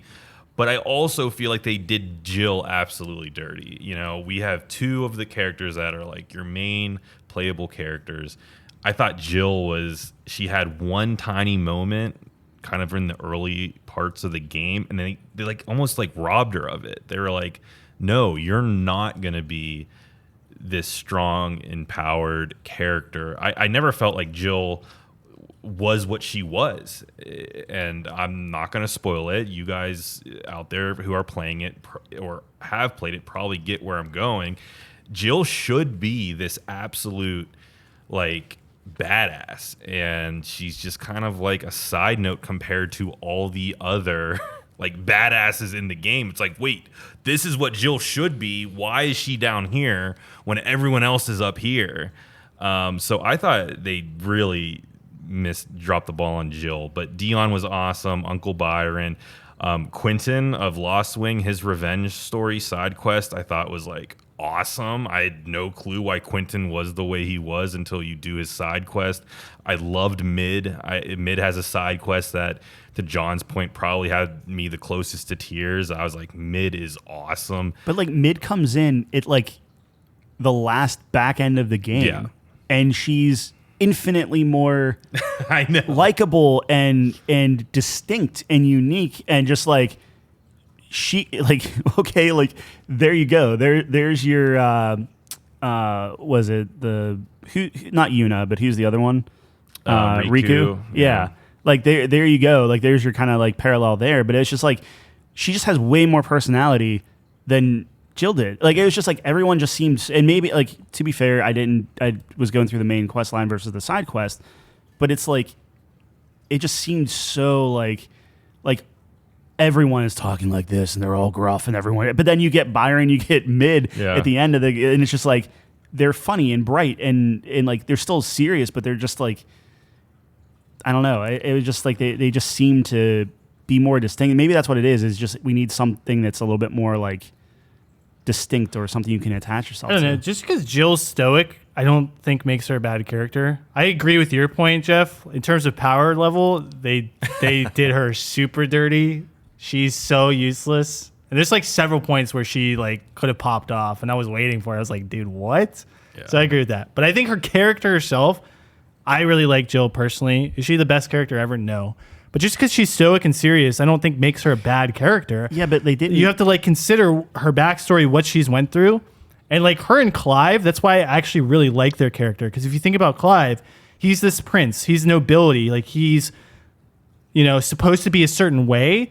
And they just completely flip it on its head where he's like the outlaw now. He's gruff. He's dirty. Like it wasn't his destiny to be this. And they talk about like destiny a lot. And I think it's super intentional.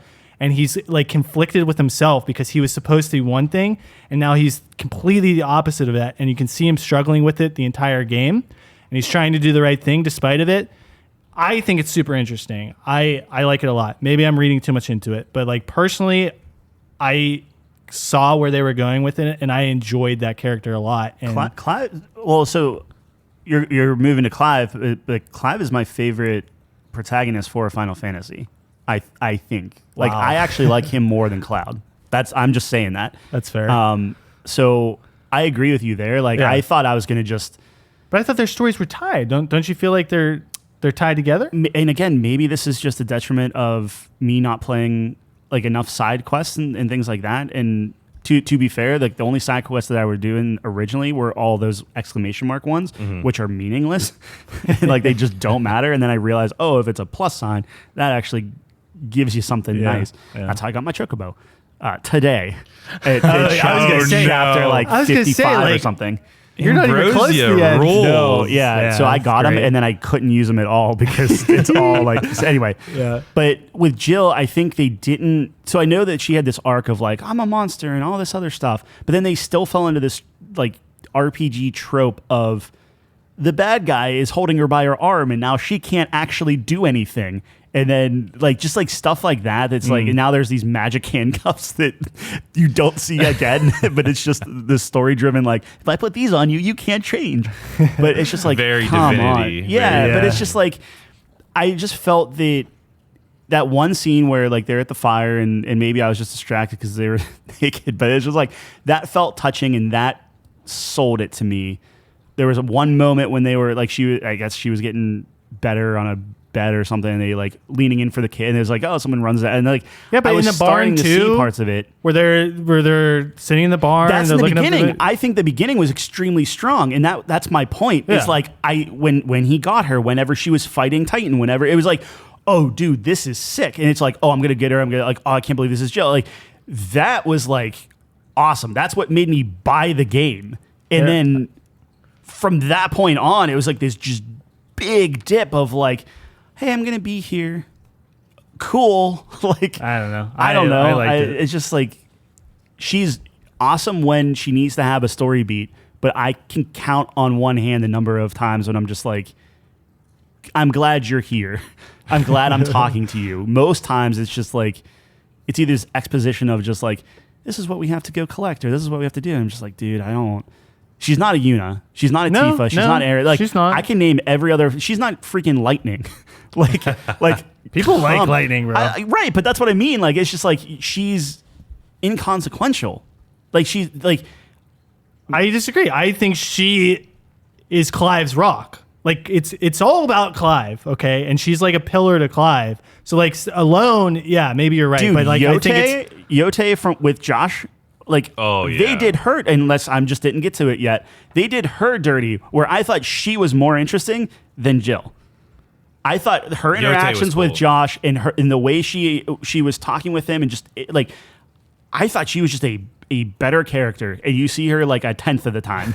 it's fair. That's just I don't know. That's Yeah. I agree with Tyler. I really do. I'm glad that you got so much out of Jill. I think she's cool. Like again, I'm not saying she's the best ever. I know a lot of the other Final Fantasy girls are way better than her. I get it. I The just waifus. I just don't think she's as bad as you're saying. I got things out of it.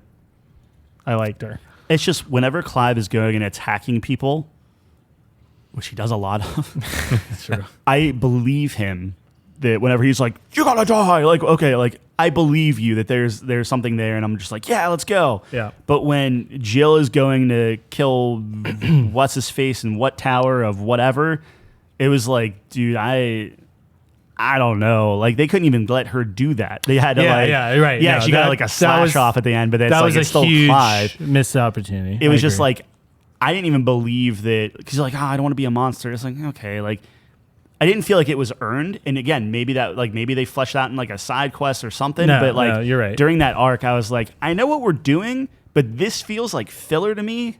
And I feel bad saying that because it's such a important piece of her arc. Yeah. But I was like, this feels like you're just shoehorning this in, so I'm not immediately going to the next thing and dunking on the next boss. yeah, I I don't know. agree. No, I think you're right. All right, what's up Byron's next? awesome. Byron's pretty cool. Who's your favorite character? So Dion. you like by Dion, far. I think Dion. Clive. Clive. Yeah. And I could see both of those. Byron's pretty. Byron's fantastic. I love Byron. I would say mine is probably goes like Dion mid, and then maybe Byron. I do like Byron a lot. He's just that oh boy, comedic relief. But Yeah. I don't like. I think Gav, Jill, Gav was bad. Jill. Yeah. and why though? Like Gav is your levity. Like Gav is like I actually loved Sid. I just think that you lost Sid, I was and you gonna lost say, Benedicta dude, way too early. Like it was Civ just like, was man. fantastic. He's one Yeah. of my favorites. Mine's like Clive, Dion, Civ. Probably like Sid is my top three. Sid was great. Yeah, Sid was cool. There was multiple times during the story where I just thought to myself, okay, we know what we are as characters. We know what Jill is. We know what Clive is. We know what Sid is. And I'm just kind of like racking my brain of like, how are they in this position that they're in with the tools that they have? And it didn't really add up in my brain. I just the Jill thing, I don't know why I'm harping on so much, but it really did just mess with me, especially with her being like your only other party member. And I'm like, but party member, like to your point, John, like party member is such a loose term. It's It like, is. who do you want to go with you? yeah. And I was like, Doesn't I matter. don't care what cursor, like what name is the cursor on by default, because I'm just jamming on the X button to like move forward with it. Yeah. Where like there is zero, it does not matter at all. Which is a negative. Like to me, that's such a vital piece of Final Fantasy. like It's you get no character story. I guess you can like walk out and it's like Gav talks to you a little bit. It's Yeah, like cool. yeah. Like I don't care, man. We've got some. I like the philosopher guy more than Gav. Yeah. Forget he his was name. cool. Yeah. Philosopher guy was Tomes. hilarious. All right, what's next? Gameplay. What'd you think of it, Jeff? Oh, I so most of my categories are like weak point, strong point, weak point. Gameplay is strong point, weak point. I can't wrap my head around this because I knew from the beginning of this game, as soon as there was not a party, as soon as there wasn't like a 4-person party, I was going to be like, oh, am I going to like this? The moment-to-moment action gameplay I felt was super addicting. You are hitting a lot of the same buttons and getting the same results for the majority of this game. And for some reason, for me, I did not lose that enjoyment like at all hitting those buttons. It felt great. However, the customizability was so lacking that I was like, is this an RPG? And I know this is an argument that happened a lot, on the internet, but this just felt like an action game to me. And in my head, I was thinking, how cool would it be instead of, for the listeners out there, this basically Final Fantasy has a rotation system where you rotate between 3 different powers.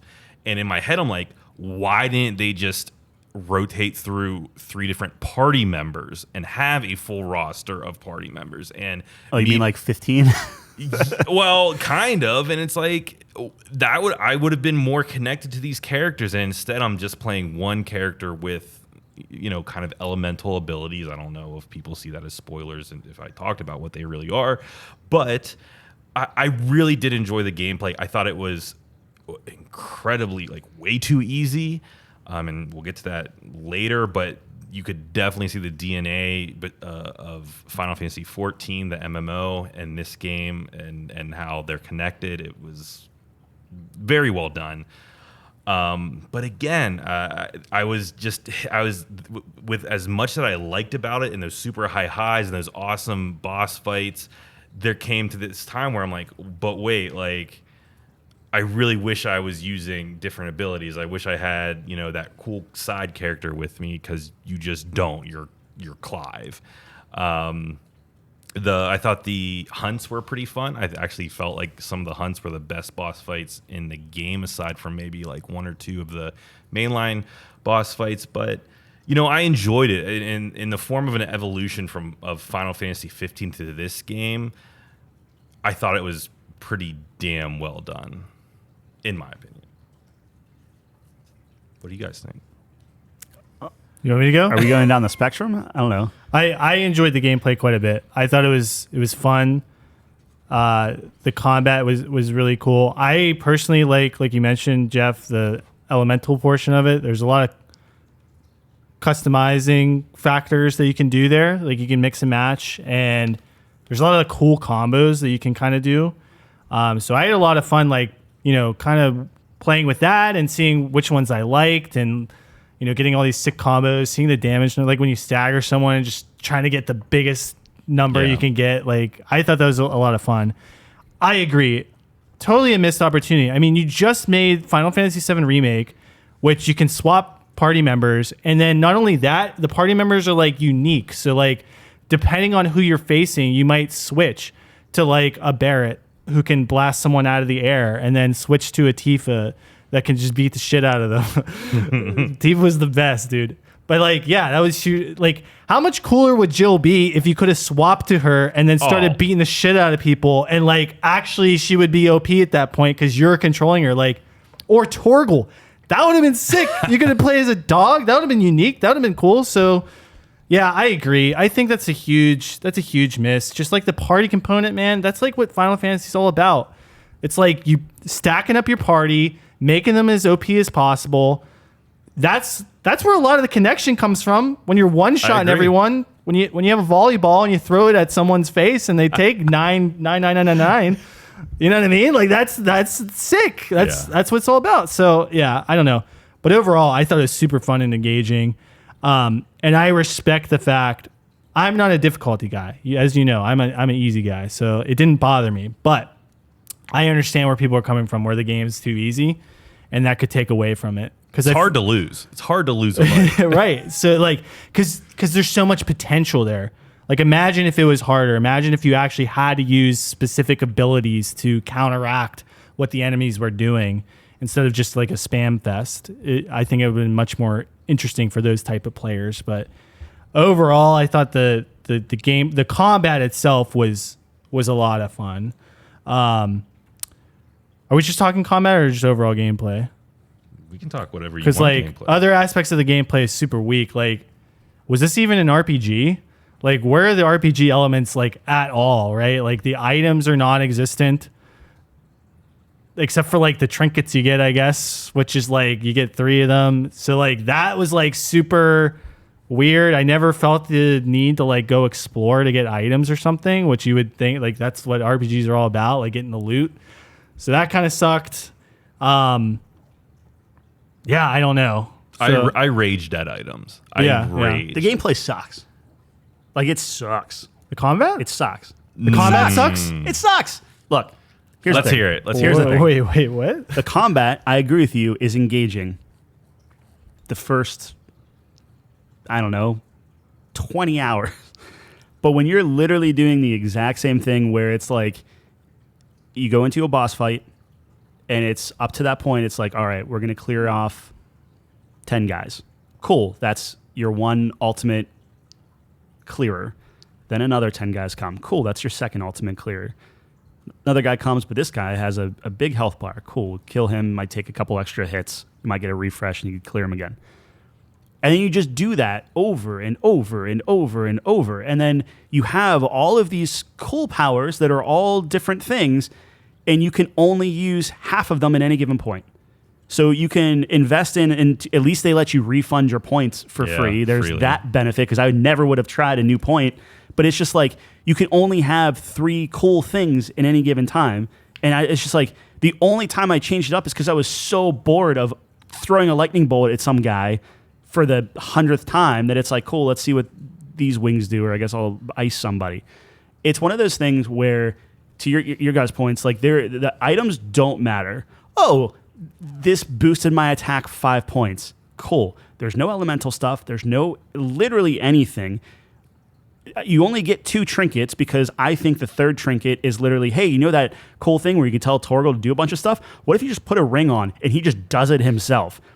Biggest DPS increase. That thing went on with the first 5 minutes of the game. I never took it off. I know. I have a tan line with that ring on, just because it's like, okay, well, clearly but I will say, part of the reason why I hate that, I almost took it off, was because how many times, Torgal, kill him, get him, boy, like every time. And it's just like, oh my goodness.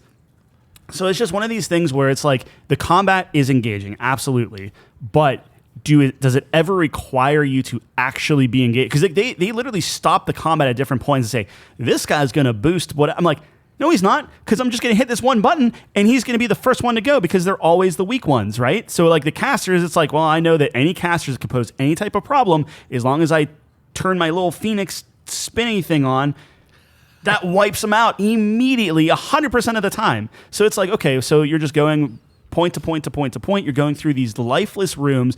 I've gotten turned around so many times because the hallways look so identical. I went back the way I came, because the doors are the same. There's no like, oh, clearly I'm, and there are exceptions. So I don't want to like just crap all over the entire thing. But it's like the filler of like, I go in here, I clear this thing real quick, and I go back. Like, it's just like, it was so repetitive that's fine if it's a 20-hour game, but when it's a 40-plus hour game and you're doing the exact same thing, you're fighting the exact same enemies. Oh, these guys have shields now. Cool. Fire. And it's just like your sword means nothing. Like, all the powers are cool, but it's like you're just slashing at guys while you're waiting for your abilities to build up. That's all it is. So I felt like that was just so bad. And then like you guys were saying, the items non-existent. It's not like you get armor. Like, yeah, you get like a cuff that doesn't change your appearance. You get, the only thing that changes is the sword, right? Yeah. And even then, the sword is so negligible, like it doesn't matter. And you have so much, and maybe it's just because it's like on easy mode or whatever, but you have so much money. It's like, oh, this sword's worth 4,000. Cool, give me 20 of them. I still have more money than I know what to do with. And it just, like, none of it, like, there's no, to your guys' point, like, RPG aspect of it. And I think that mixed with everything in between is so freaking slow, where it's like, I was just harping about it on Diablo, and Diablo looks like it's a freaking speed fest compared to this, where it's like, you talk to this person, cool, now talk to this guy, and this guy. Oh, yeah, I know they're on 3 separate corners of your base, but it's not to pad anything out. Can't run in your base. I pulled my hair out. I would take a drink or like go get water every time you have to hand someone something, because it's the animation of you like reaching in your back for nothing to hand someone something off screen so then they can reach it, nothing, and put it behind their back. Meanwhile, it's like, here's the steel that will make your ship work. And it's like, where'd you hide that from? It's like, oh my gosh. Anyway, all of that being said, all of that I deal with because the gameplay of the boss fights, and even though it's just, let's call it bullet sponging, damage sponging, whatever, it's so damn cool that it's like, I'll deal with all of that just to get to those giant set pieces, because those set pieces, I keep going by like, this is a garbage game. I can't wait to shock you guys with how low I'm going to score this. And then I get to a boss fight. I'm like, oh, this is such a great game. Like, I can understand why people think this is the coolest thing in the world. It's just like, make up your mind. Like, it is a roller coaster of like getting from the sweet boss fight to the sweet boss fight. I hate, but those sweet boss fights are so good that I don't want to say it's worth it, because I think ultimately I'm actually upset of how many hours I've put into this game. But it's, let's call it worth it, where it's like, just to see the story, just to see the interaction, just to see what crazy thing they're going to do with this boss fight, I think it's fine. Normally, boss fights are exhausting for me a little bit, where it's like, I'm just going to keep hitting you over and over and over again. But they do staging so well, and there's some talking, there's some interactions, there's some like kind of these spectacle things that, yeah, you're kind of just chipping away at this giant health bar, but they do it in a better way than like anything in Diablo, anything in, I know they're different games, but you know what I mean? Like that's my 2 cents. All right, sorry. Sorry. I'm actually surprised on how much I kind of disagree with you, especially on the boss fights, because for me, yes, those spectacles, there were some really cool boss fights in there. But for some of them, that's when I was going and grabbing a drink and like, all right, well, all my abilities are on cooldown. I guess I'll just tap square here. You know, like you said, they're huge sponges. Some of them, huge highlights of the game. Some of them, for me, I was sitting there like, when is this going to get over? When can I get back to the story or see what the repercussions of this boss fight are? They were all visually incredible, and I actually don't know how the game pulled it off. I've never seen combat by going graphics at 25 frames a second. That's how they pull it off. But that's the thing. I felt like the fights ran better than the non-fights. Like, I had better performance during the combat than I did out of the combat. I was like, what is going on behind the doors of this game? Like, what is? You should watch the Digital Foundry video on that. They dig into it. Were you on performance mode? No, because I didn't see the increase. So performance mode. They went to find fights just so it would run at 60 frames. So they would like kite people just so they get like performance. Well, that's why I took it off of performance, because I wasn't seeing it. I was like, I'm still seeing dips. I'm still seeing this. I was like, I'm going to put it on fidelity, so at least it looks good. Right. Does it look that different? I couldn't tell a real big difference. I played it between on the two. graphics mode, which is, as you know, a big deal. Yeah. Because I hate 30 frames. But I just like the steadiness of it, because the dipping takes me out of it. When I can Gotcha. notice, like, I will adjust to 30 after a while, but the constant flux, I hated it. I think the biggest rage moment for me was when I learned that there was a Final Fantasy mode that unlocks after you beat the game, and that was the intended difficulty level that the developers wanted you to play this game at. And I was like, why the fuck would you do that to me?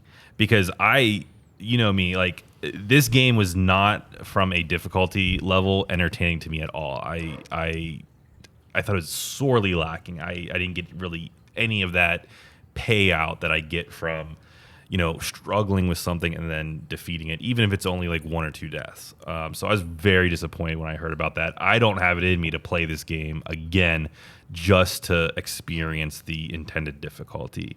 I don't know why they wouldn't just give that to you as an option from the start. And going back to the items, there was at one point I was like, oh, sweet, I got Excalibur. Like, in my head, I'm like, Excalibur, that's a Final Fantasy staple. That's a powerful sword.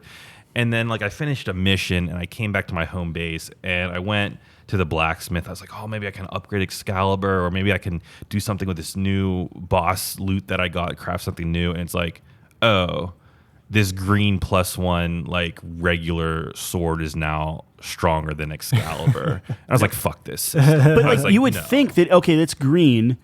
Excalibur, I assume, is the purple one. Yes. You would think that it would give you some sort of extra thing Right. to and it's just nothing.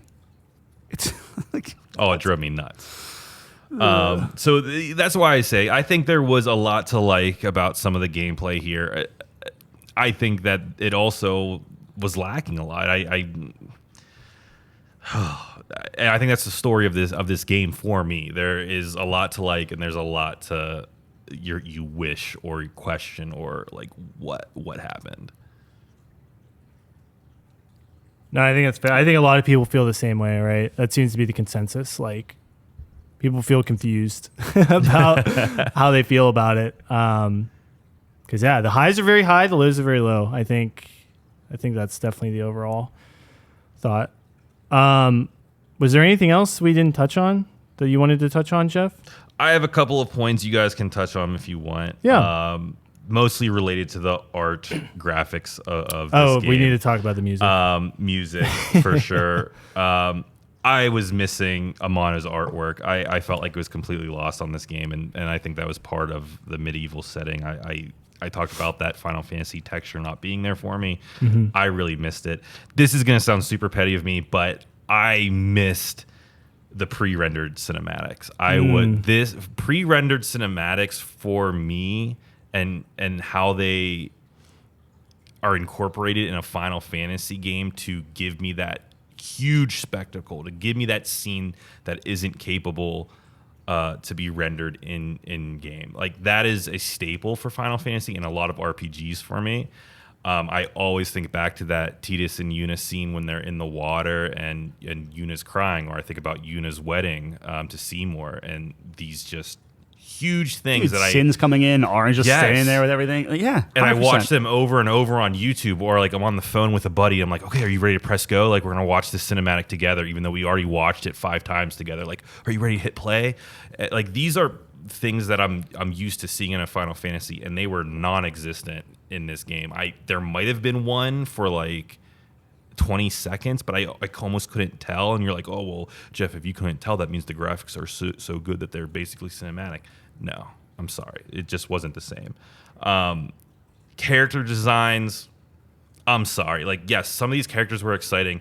Nobody's going to be cosplaying as Uncle Byron. Nobody's going to be cosplaying as, like, some of the, yes, I talk about how much I like Dion and some of these other characters, but the character designs themselves, again, for me, felt like they were missing that Amano flavor. Yeah. Yeah, I'm actually like trying to think of like obviously like Clive has this like edgelord like look. Mm-hmm. But yeah, like I can't think of anything that's like, oh, this is you would be able to pick him out of other Final Fantasies or even. Well, I just think of even like Vivi or Steiner, Freya, Yuna, Auron, Kefka, and I made a list here of like Terra from Final Fantasy VI, Cecil, Kain, Cid, Yang, Palinporum, and these like iconic Tifa. Like how iconic is Tifa? I don't think you have that iconic character in this game outside of Dion for myself, and I would argue that that's a stretch. I bet you couldn't. Could you draw Dion right now? Not his face, but like what he's wearing. Yeah, I think I could. You could? I think Okay. I think I could. I think Jill's actually costume is pretty okay. But aside from that, I thought it was a huge step back. But I also like absolutely hated Final Fantasy's character design, and I hated how similar all the four bros were. I know that's not the for consensus 15, you mean? there. Yeah, I'm sorry for 15.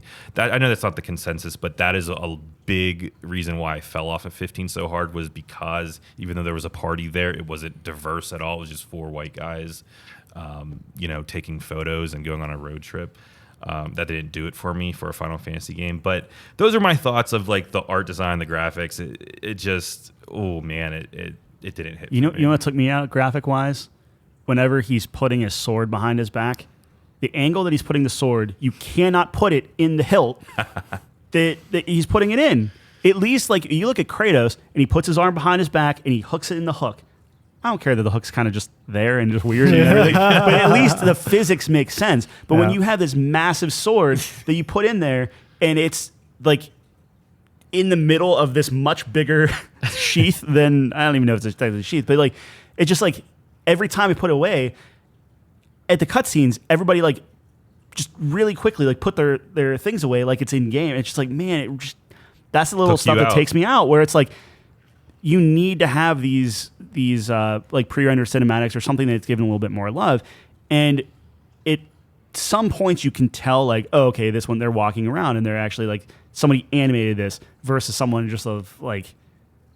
Such a side thought that they just gave to some intern to kind of like throw it in there and like we have to go here and then move. I don't know. Yeah. Bosses look cool. I don't know, man. There were some really epic moments that looked awesome.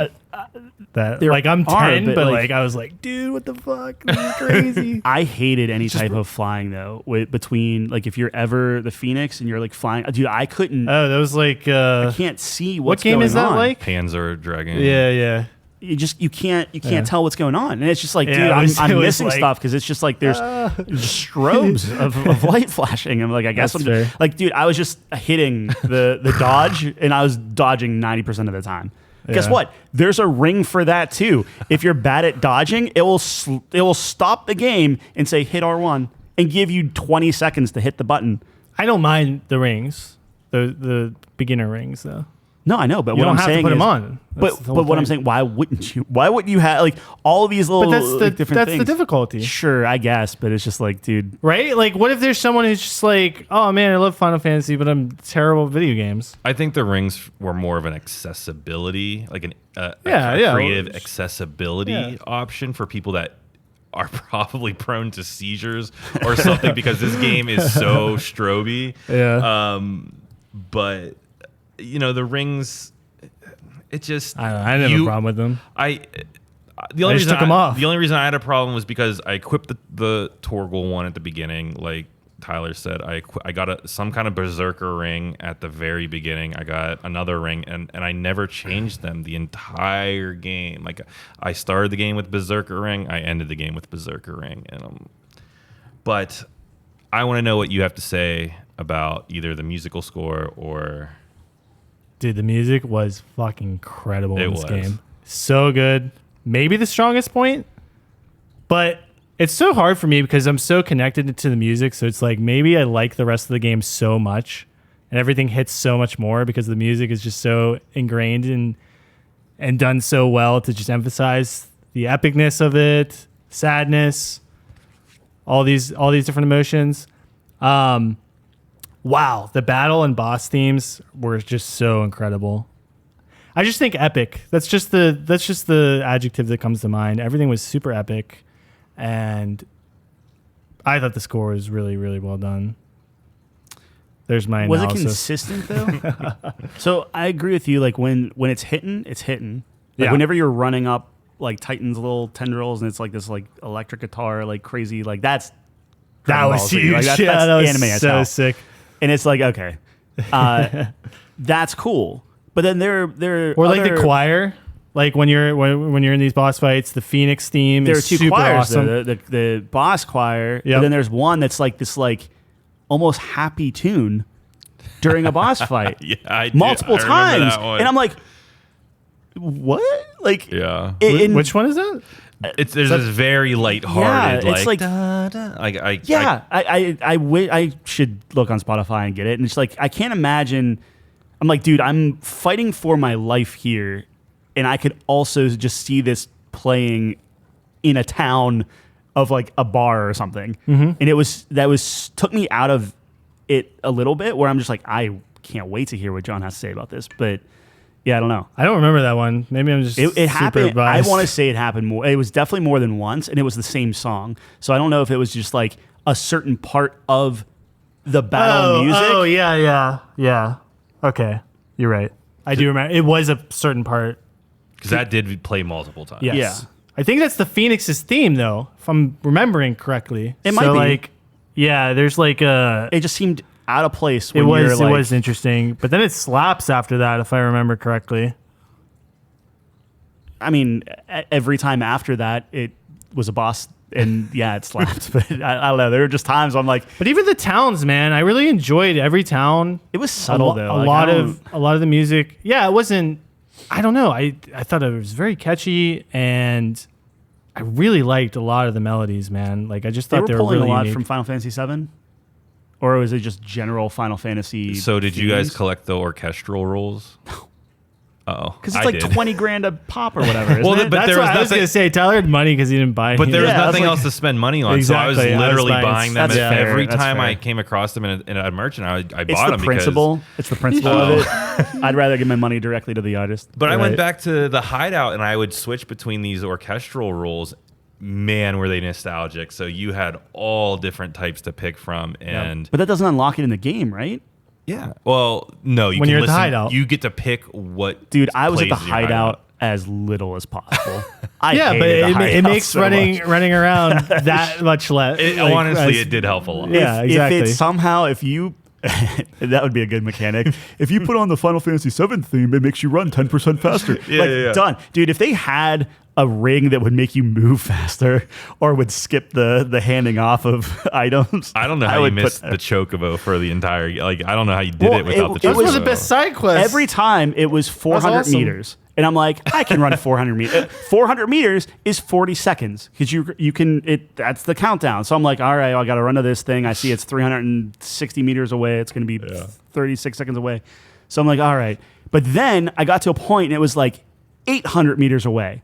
And I shit you not, I pulled open Google. I'm like, can you get a mount in this game? I'm like, oh yeah, you could just go. So I stopped what I was doing. It was like whatever right before you get on like a ship or something. And I'm like, I have to get this chocobo.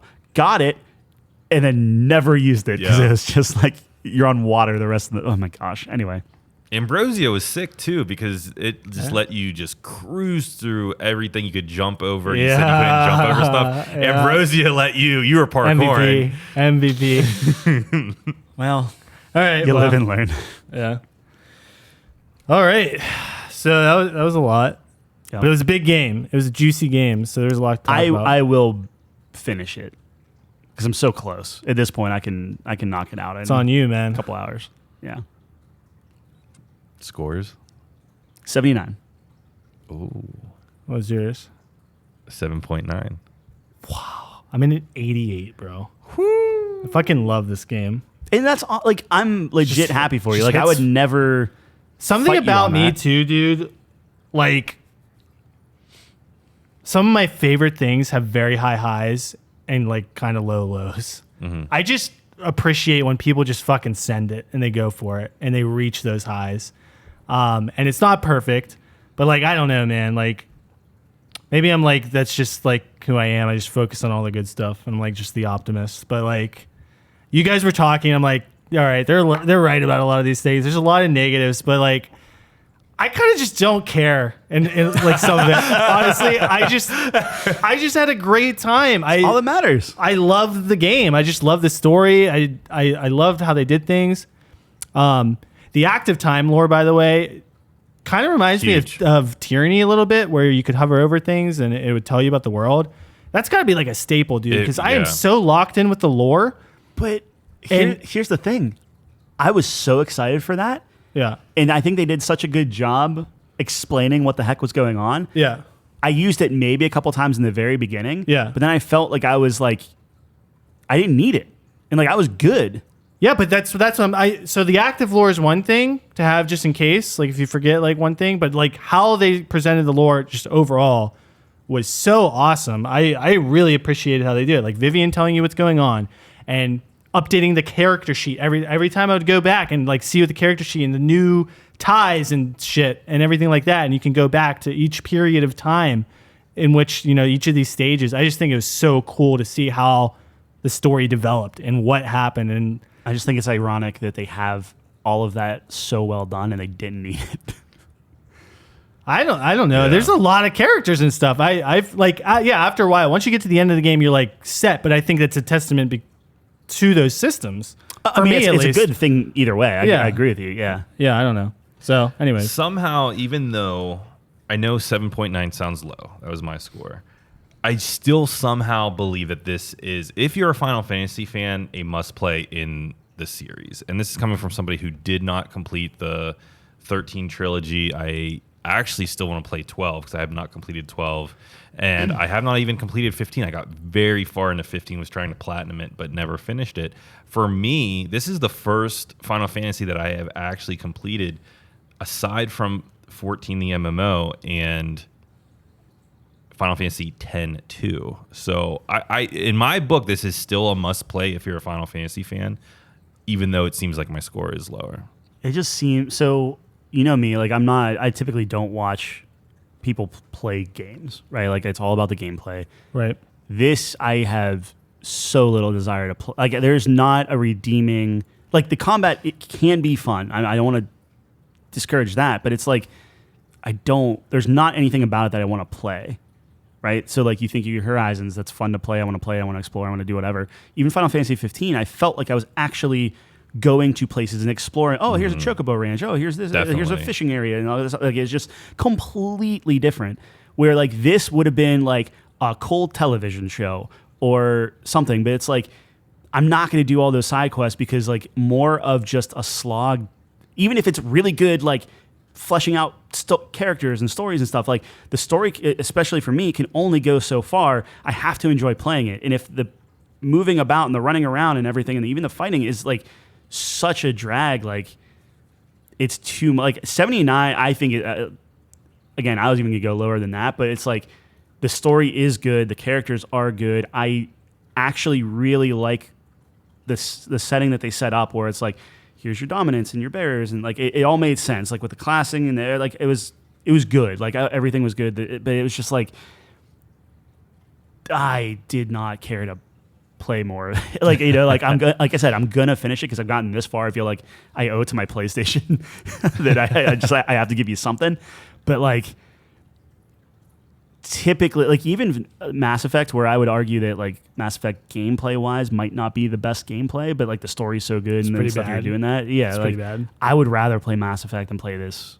Because at least Mass Effect, you have your party members. There can be some varied stuff. You can do some synergies. I think that's a wild statement, honestly. I agree with Tyler. This is You'd like, rather play Mass Effect 2's gameplay Absolutely. this is a very, than this gameplay. if you want this for the gameplay, Devil May Cry 5. I agree with I that. think Devil May Cry 5 is worse than this. Gameplay wise, though? Yeah. Oh, man, I don't know.